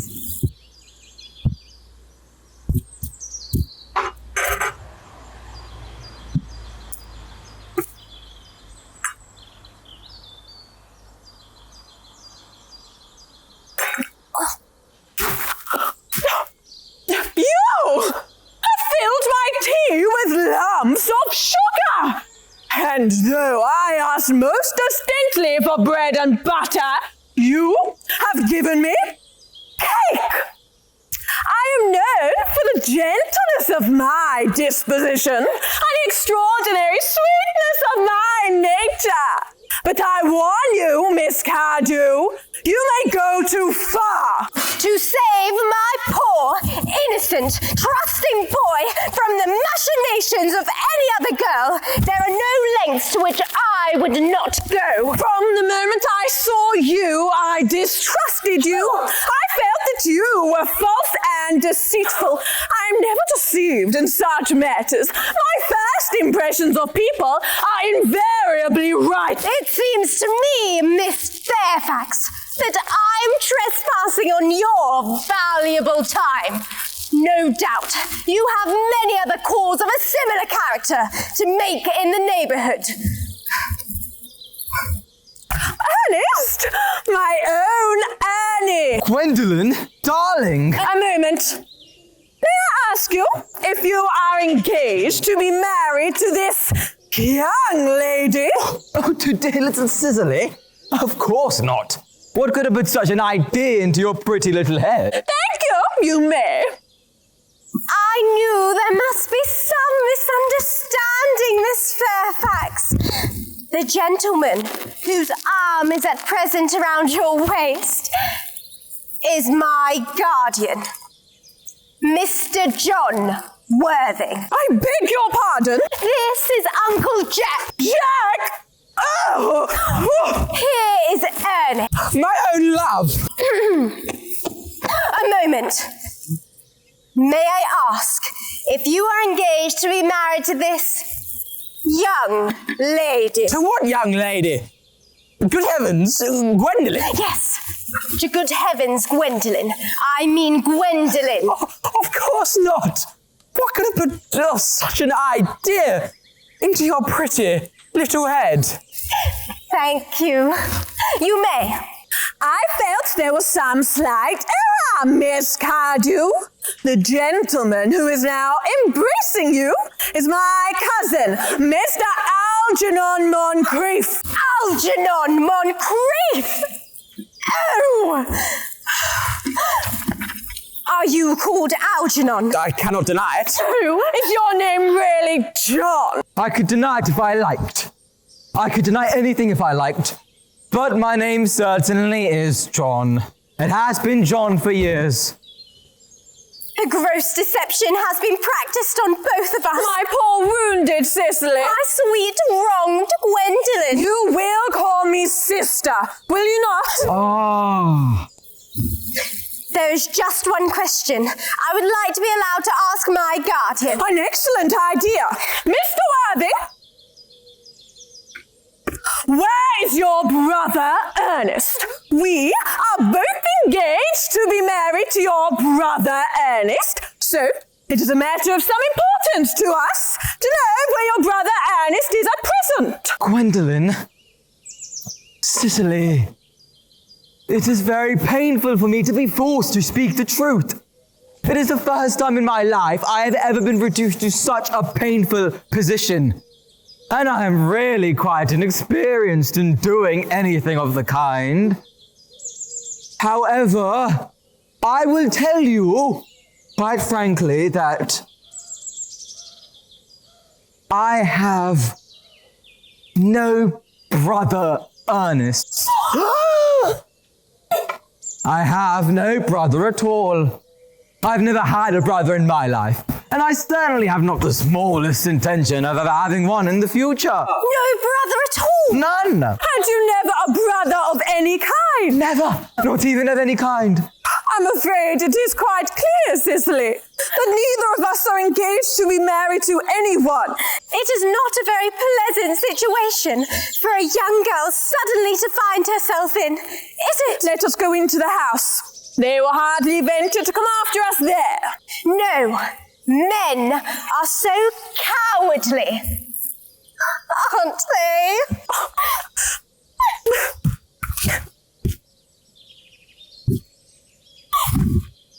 This ghastly state of things is what you call bun-braying, I suppose. Yes! And a perfectly wonderful bummer it is. The most wonderful bummer I ever had in my life. Well, you've no right whatsoever to Bunbury here. That's absurd. One has the right to Bunbury anywhere one chooses. Every serious bumberist knows that. Serious bumberist? Good heaven. Well, one must be serious about something if one wants to have any amusement in life. I happen to be serious about bumbering. What on earth you are serious about? I haven't got the remotest idea about everything, I should fancy. You have such an absolutely trivial nature. Well, the only small satisfaction I have in the whole of this wretched business is your friend Bunbury has quite exploded. You won't be able to run down to the country quite so often as you used to do, dear Algie, and a very good thing too. Your brother is a little off colour, isn't he, dear Dick? You won't be able to disappear to London quite so frequently as your wicked custom was. And not a bad thing either. As for your conduct with Miss Cardew, I must say that you're taking in a sweet, simple, innocent girl like that is quite inexcusable. To say nothing of the fact that she is my ward. You can see no possible defence at all for your deceiving a brilliant, clever, thoroughly experienced young lady like Miss Fairfax. To say nothing of the fact that she is my cousin. I want to be engaged to Gwendolyn. That is all. I love her. Well, I simply wanted to be engaged to Cicely. I adore her. There is certainly no chance of your marrying Miss Cardew. There's not much likelihood, Jack, of you and Miss Fairfax being united. Well, that is no business of yours. If it wasn't my business, I wouldn't talk about it.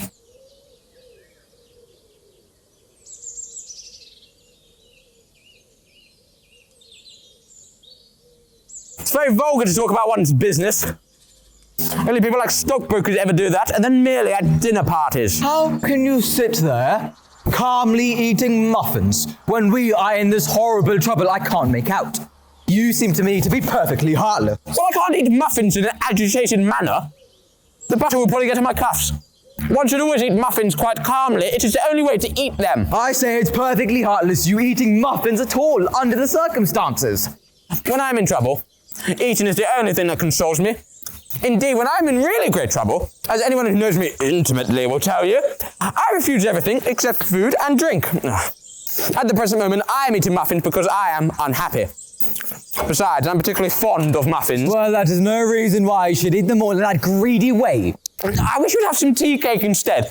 I don't like tea cake. Good heavens, I suppose a man may eat his own muffins in his own garden. But you just said it was perfectly heartless to eat muffins. I said it was perfectly heartless of you, under the circumstances. That is a very different thing. That may be, but the muffins are the same. Algie, I wish to goodness you would go. You can't possibly ask me to go without having any dinner first. It's absurd. I never go without my dinner. No one ever does. Except vegetarians and people like that. Besides, I just made arrangements with Dr. Chasuble to be christened at 5:45, under the name of Earnest. My dear fellow, the sooner you give up that nonsense, the better. I made arrangements this morning with Dr. Chasuble to be christened myself at 5:30, and I naturally will take the name of Ernest. Gwendolyn would wish it. We can't both be christened Ernest. It's absurd. Besides, I have a perfect right to be christened if I like. There is no evidence at all that I have ever been christened by anybody. I should think it extremely probable I never was, and so does Dr. Chasuble. The matter is entirely different in your case. You have been christened already. Yes, but I've not been christened for years. Yes, but you have been christened. That is the important thing. Quite so. So I know my constitution can stand it. If you're not quite sure about your ever having been christened, I must say I think it rather dangerous you're venturing on it now. It might make you rather unwell. You can hardly have forgotten that someone very closely connected with you was very nearly carried off this week in Paris by severe chill. Yes, but you said yourself that a severe chill was not hereditary. It usn't to be, I know. But I dare say it is now. Science is always making wonderful improvements in things. Oh, that is nonsense. You are always talking nonsense. Jeff, you're at the muffins again. I wish you wouldn't. There are only 2 left. I told you, I was particularly fond of muffins. But I hate tea cake. Why on earth, then, do you allow tea cake to be served up for your guests?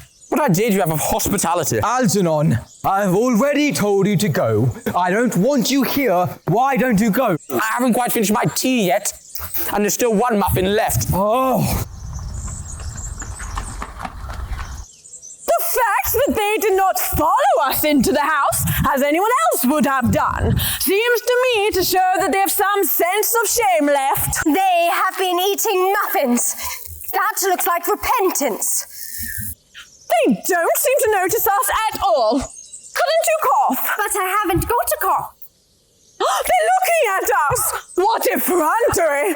They're approaching. That's very forward of them. Let us preserve a dignified silence. Certainly. It is the only thing to do now.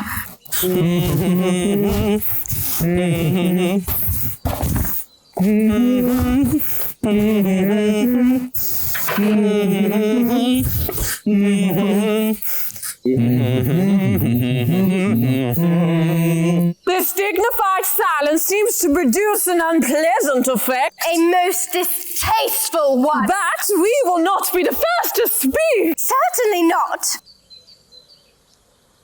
Mr. Worthing, there is just one question I would like to be permitted to put to you. Much depends on your reply. Gwendolyn, your common sense is invaluable. Mr. Moncrief, kindly answer the following question. Why did you pretend to be my guardian's brother? In order that I might have the opportunity of meeting you. That certainly seems a satisfactory explanation, does it not? Yes, dear, if you can believe him. I don't.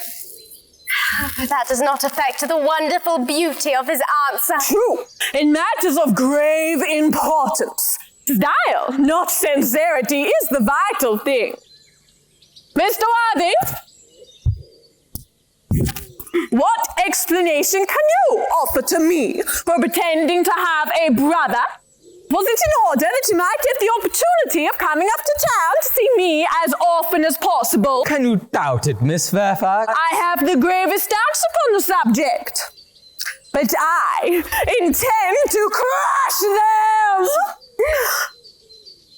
This is not the moment for German skepticism.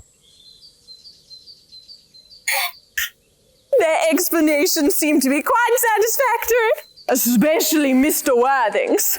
That seems to me to have the stamp of truth upon it. I am more than content with what Mr. Moncrief said. His voice alone inspires one with absolute credulity. So you think we should forgive them? Yes.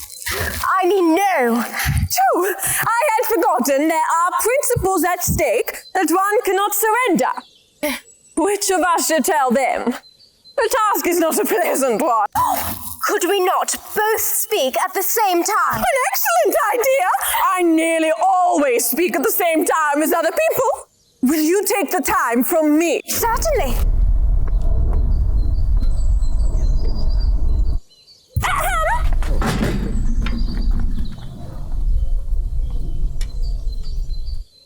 Your Christian names are still insuperable barrier. That is all. Our Christian names? Is that all? We are going to get christened this afternoon. For my sake, you are prepared to do this terrible thing. I am. To please me, you are ready to face this fearful ordeal. I am.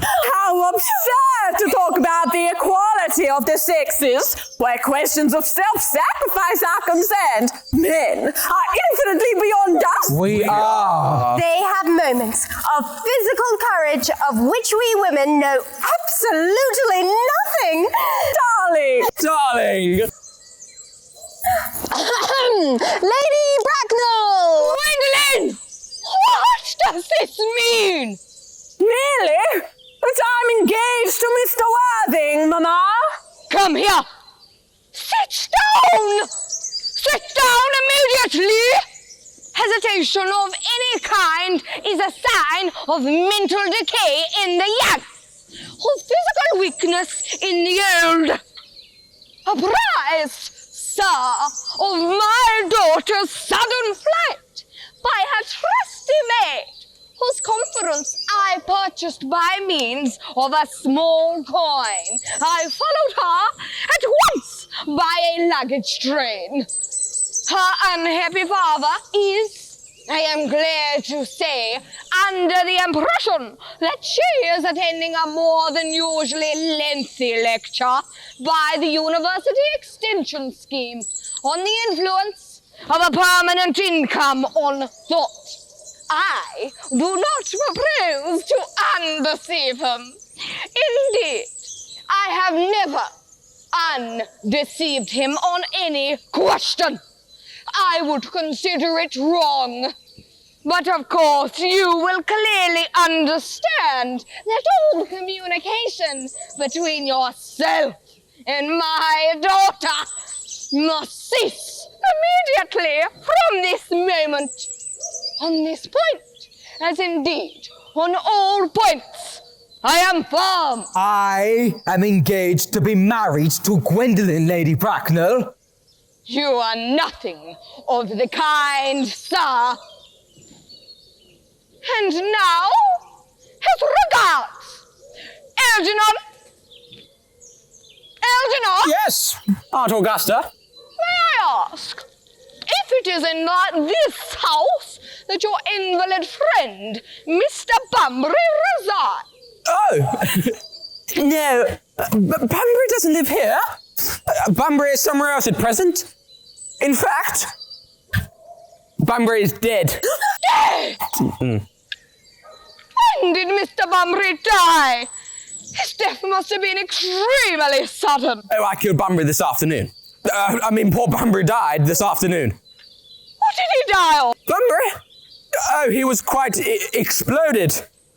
Exploded? Was he the victim of a revolutionary outrage?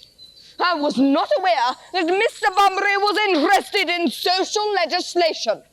If so, he is well punished for his morbidity. My dear Aunt Augusta, I mean, he was found out, the doctors found out that he could not live. That is what I mean.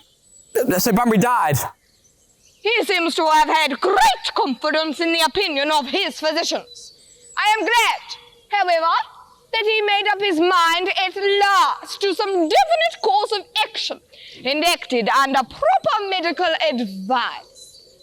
And now that we have finally got rid of this Mr. Bunbury, may I ask, Mr. Worthing, who is that young person whose hand my nephew Algernon is now holding in what seems to me a peculiarly unnecessary manner? That lady is Miss Cicely Cardew, my ward.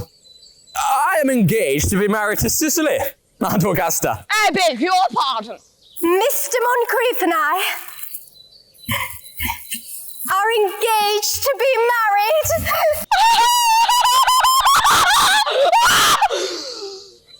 I do not know whether there is anything peculiarly exciting in the air of this particular part of Hertfordshire, but the number of engagements that go on seems to me considerably above the proper average that statistics have laid down for our guidance. I think some preliminary inquiry on my part would not be out of place. Mr. Worthing, is Miss Cardew at all connected with any of the larger railway stations in London? I merely desire information. Until yesterday, I had no idea that there were any families or persons whose origin was a terminus. Miss Cardew is the granddaughter of the late Mr. Thomas Cardew of 149 Belgrave Square, SW, Gervais Park, Dorking, Surrey, and the Sporran, Fifeshire NB. That sounds not unsatisfactory. 3 addresses always inspire confidence, even in tradesmen. But what proof have I of their authenticity? I have carefully preserved the court guides of the period. They are open to your inspection, Lady Bracknell. I have known strange errors in that publication. Miss Cardew's family solicitors are Messieurs Markby, and Markby. Markby, and Markby. A firm of the very highest position in their profession. Indeed, I am told that one of the Mr. Markbys is occasionally to be seen at dinner parties. So far, I am satisfied. How extremely kind of you, Lady Bracknell. I have also in my possession, you will be pleased to hear, certificates of Miss Cardew's birth, baptism, whooping cough, registration, vaccination, confirmation, and the measles, both the German and the English variety. Ha! A life crowded with incident. I see. Though perhaps somewhat too exciting for a young girl, I am not myself in favour of premature experiences. Gwendolen, the time approaches for our departure, and we have not a moment to lose. As a matter of form, Mr. Worthing, I had better ask you if Miss Cardew has any little fortune. Oh, about £130,000 in the funds. That is all. Mr. Worthing, £130,000 and in the funds.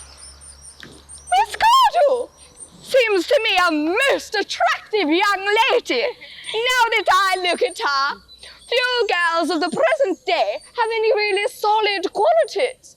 Any of the qualities that last and improve with time. We live, I regret to say, in an age of surfaces. Come over here,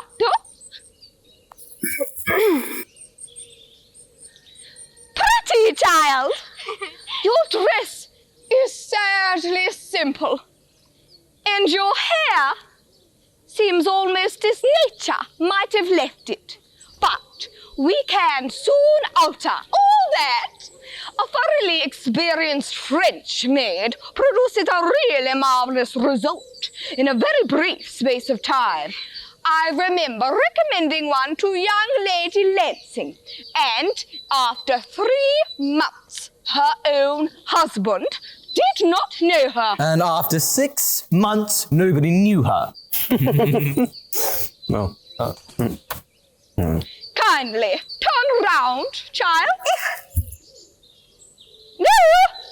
The side view is what I want. Yes, quite as I expected. There are distinct social possibilities in your profile. The 2 weak points in our age are its want of principle and its want of profile. The chin, a little higher, dear. Style largely depends on the way the chin is worn. They are worn very high just at present. Algernon! yes, Aunt Augusta. There are distinct social possibilities in Miss Cardew's profile. Cicely is the sweetest, dearest, prettiest girl in the whole world. And I don't care 2 pence about social possibilities. Never speak disrespectfully of society, Algernon. Only people who can't get into it do that. Dear child, of course you know that Algernon has nothing but his debts to depend upon, but I do not approve of mercenary marriages. When I married Lord Bracknell, I had no money of any kind, but I never dreamt for a moment of allowing that to stand in my way. Well, I suppose I must give my consent. Thank you, Aunt Augusta. Thank you, Lady Bracknell. Cicely, you may kiss me. You may also address me as Aunt Augusta for the future. Thank you, Aunt Augusta. The marriage, I think, had better take place quite soon. Thank you, Aunt Augusta. Thank you, Aunt Augusta. To speak frankly, I am not myself in favour of long engagements. They give people the opportunity of finding out each other's character before marriage, which I think is never advisable. I beg your pardon for interrupting you, Lady Bracknell. But this engagement is quite out of the question. I am Miss Cardew's guardian, and she cannot marry without my consent until she comes of age. That consent I absolutely decline to give. Upon what grounds, may I ask? Algernon is an extremely, I may almost say, an ostentatiously eligible young man. He has nothing, but he looks everything. What more can one desire? It pains me very much to have to speak frankly to you, Lady Bracknell, about your nephew. But the fact is, I do not approve at all of his moral character. I suspect him of being untruthful. Untruthful? My nephew? Algernon! Impossible! He is an Oxonian. I fear there can be no possible doubt about the matter. This afternoon, during my temporary absence in London on an important question of romance, he obtained admission into my house by means of the false pretense of being my brother. Under an assumed name, he drank, I've just been informed by my butler, an entire pint bottle of Perrier Jouet Brut 89 wine I was specially reserving for myself. Continuing his disgraceful deception, he succeeded in the course of the afternoon in alienating the affections of my only ward. He subsequently stayed to tea and devoured every single muffin. And what makes his conduct all the more heartless is that he was perfectly well aware from the first that I have no brother. No. That I've never had a brother, and that I don't intend to have a brother. Not even of any kind. I distinctly told him so myself yesterday afternoon. After careful consideration, I have decided entirely to overlook my nephew's conduct to you. That is very generous of you, Lady Bracknell. My own decision, however, is unalterable. I decline to give my consent. Come here, dear. How old are you, dear? Well, I am really only 18. But I always admit to 20 when I go to evening parties. You are perfectly right in making some slight alteration.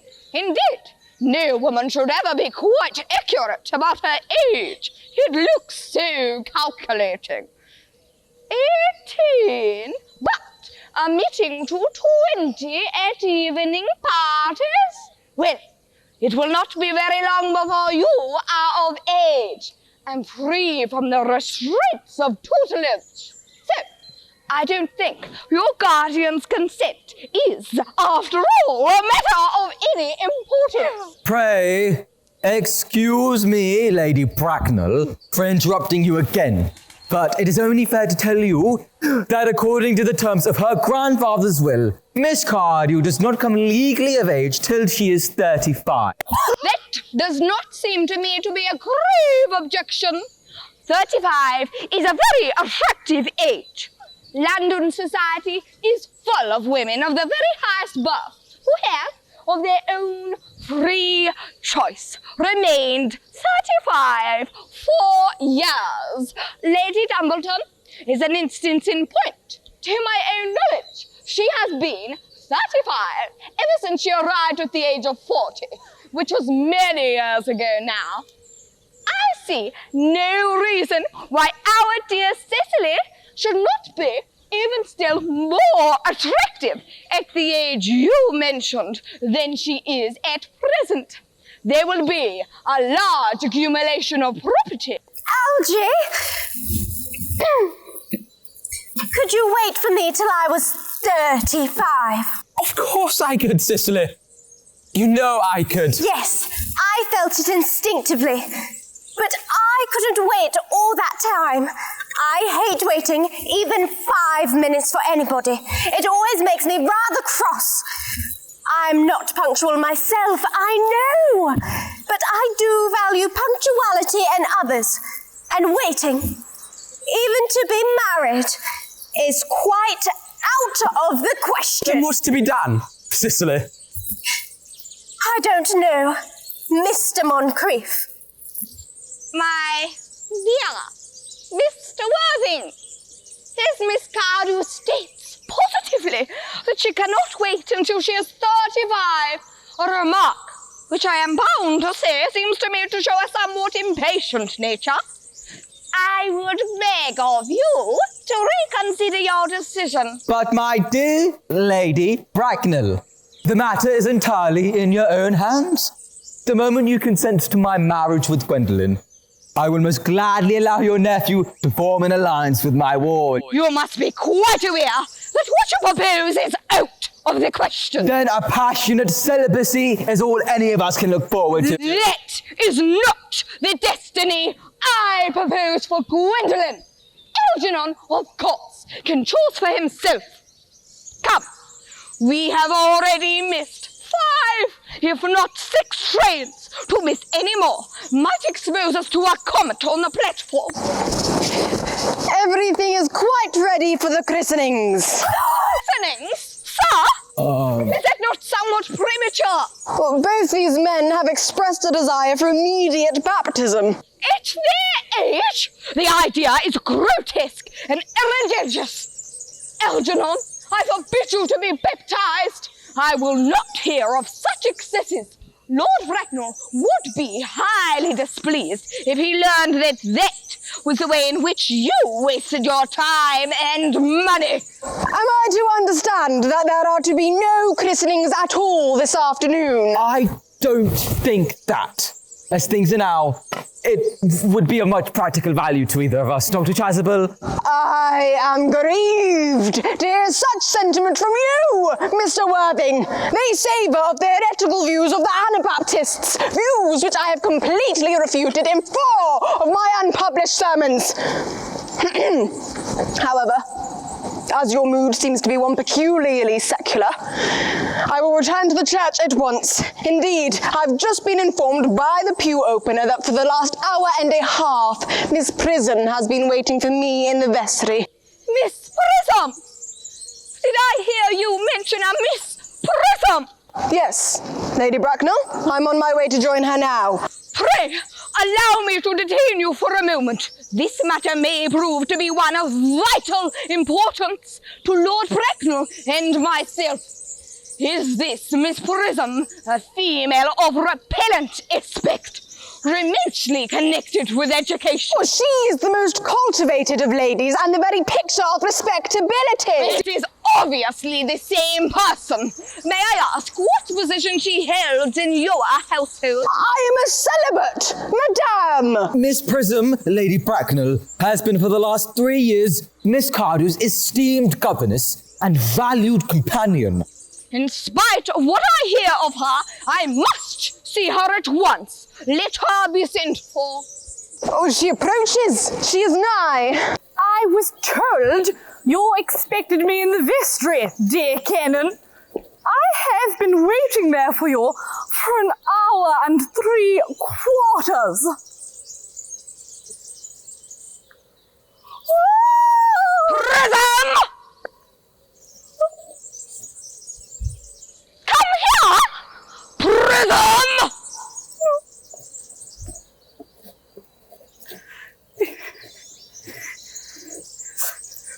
Prism!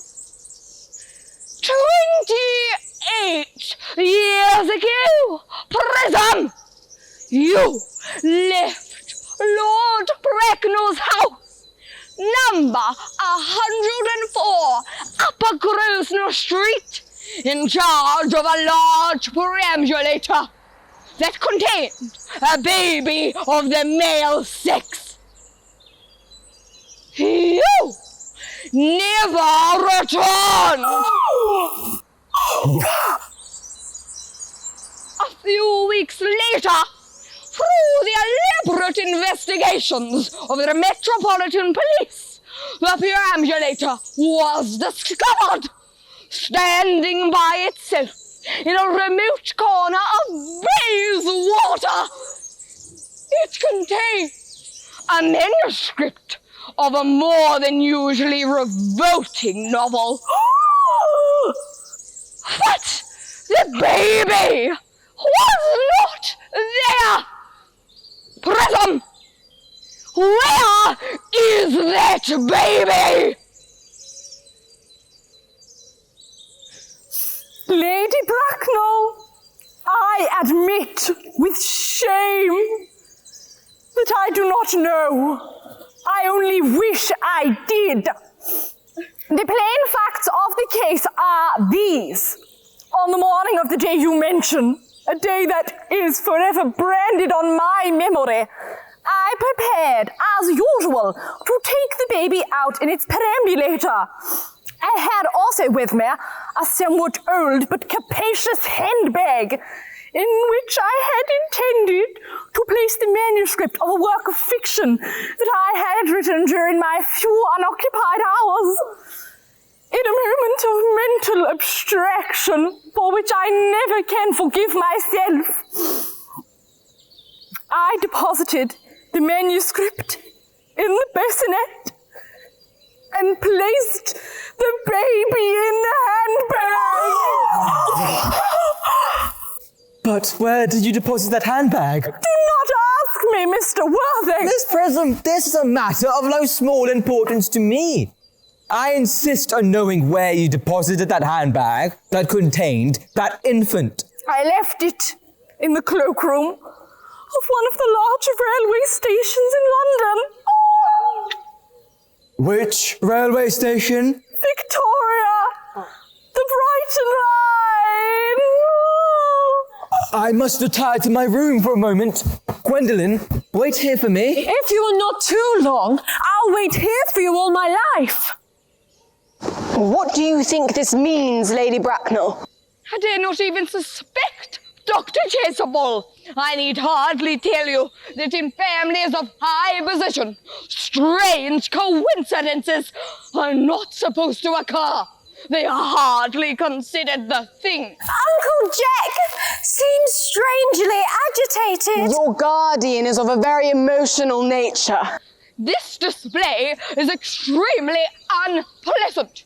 It looks as if he was having an argument. I dislike arguments of any kind. They are always vulgar, nothing convincing. Well, he has stopped. I wish it would arrive at some conclusion. This suspense is terrible. I hope it will last. Is this the handbag, Miss Prism? Examine it carefully before you speak. The happiness of more than one life depends on your answer. It seems to be mine. Yes. Here is the injury it received through the upsetting of a Gower Street omnibus in younger and happier days. Here is the stain on the lining caused by the explosion of a temperance beverage, an incident that occurred at Leamington. And here, on the side, are my initials. I had forgotten that in an extravagant mood, I had had them placed there. The bag is undoubtedly mine. I am delighted to have it so unexpectedly restored to me. It has been a great inconvenience being without it all these years. Miss Prism, more is restored to you than this handbag. I was the baby you placed in it. Yes! Mother! Mr. Worthing! I am unmarried! Unmarried? I do not deny that is a serious blow. But after all, who has the right to cast a stone against one who has suffered? Cannot repentance wipe out an act of folly? Why should there be one law for men and another for women? Mother, I forgive you. Mr. Worthing! There is some error. There is the lady who can tell you who you really are. Lady Bracknell, I hate to seem inquisitive, but would you kindly inform me who I am? I'm afraid that the news I have to give you will not altogether please you. You are the son of my poor sister, Mrs. Moncrief, and consequently, Algernon's elder brother. Algy's elder brother. Then I have a brother. I knew I had a brother. I've always said I had a brother. Cicely, how could you ever have doubted that I had a brother?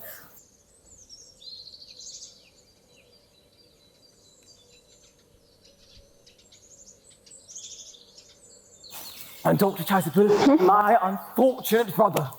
Miss Prism, my unfortunate brother. Gwendolyn, my unfortunate brother. Algy, you young scoundrel. You'll have to treat me with more respect in the future. You have never behaved to me like a brother in all your life. Oh, not till today, old boy, I admit. However, though, I was out of practice. Ernest? My own Ernest. But what own are you?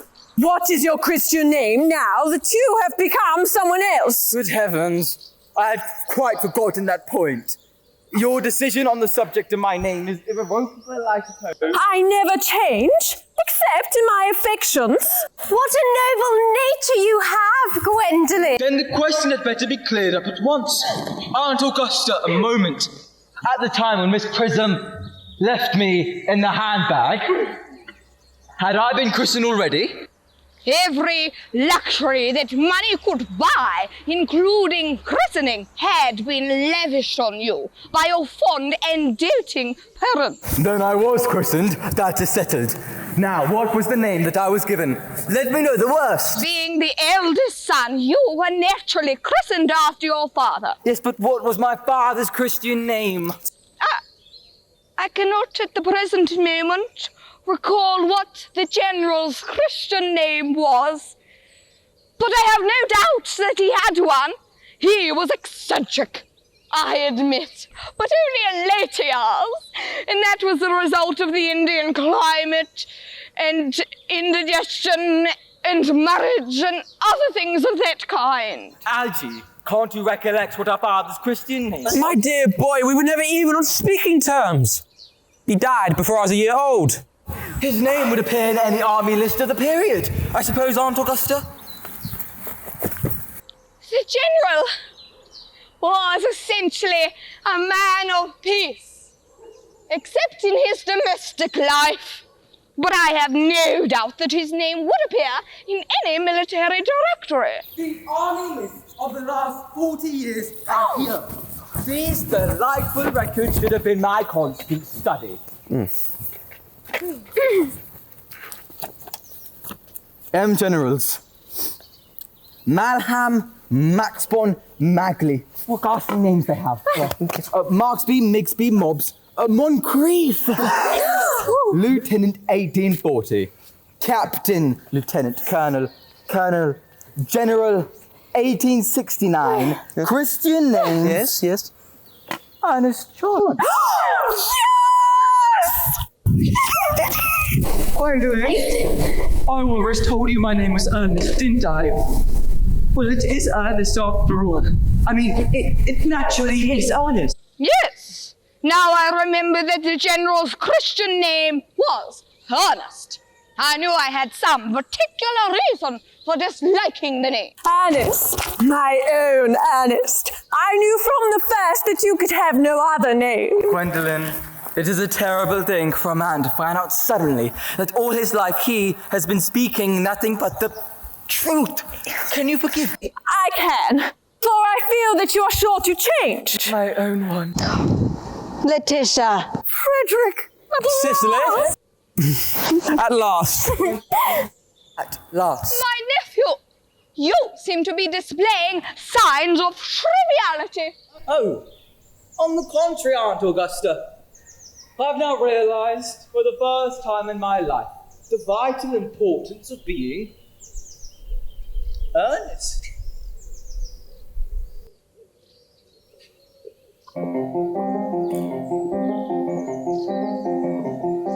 See me, now you see me, really see me when we meet.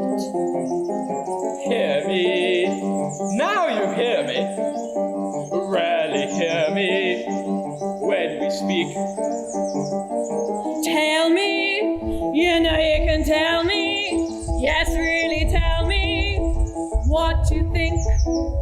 We mustn't leave it to another day. See you, now I see you, really see you when we meet. Hear you? Now I hear you. Really hear you. When we speak.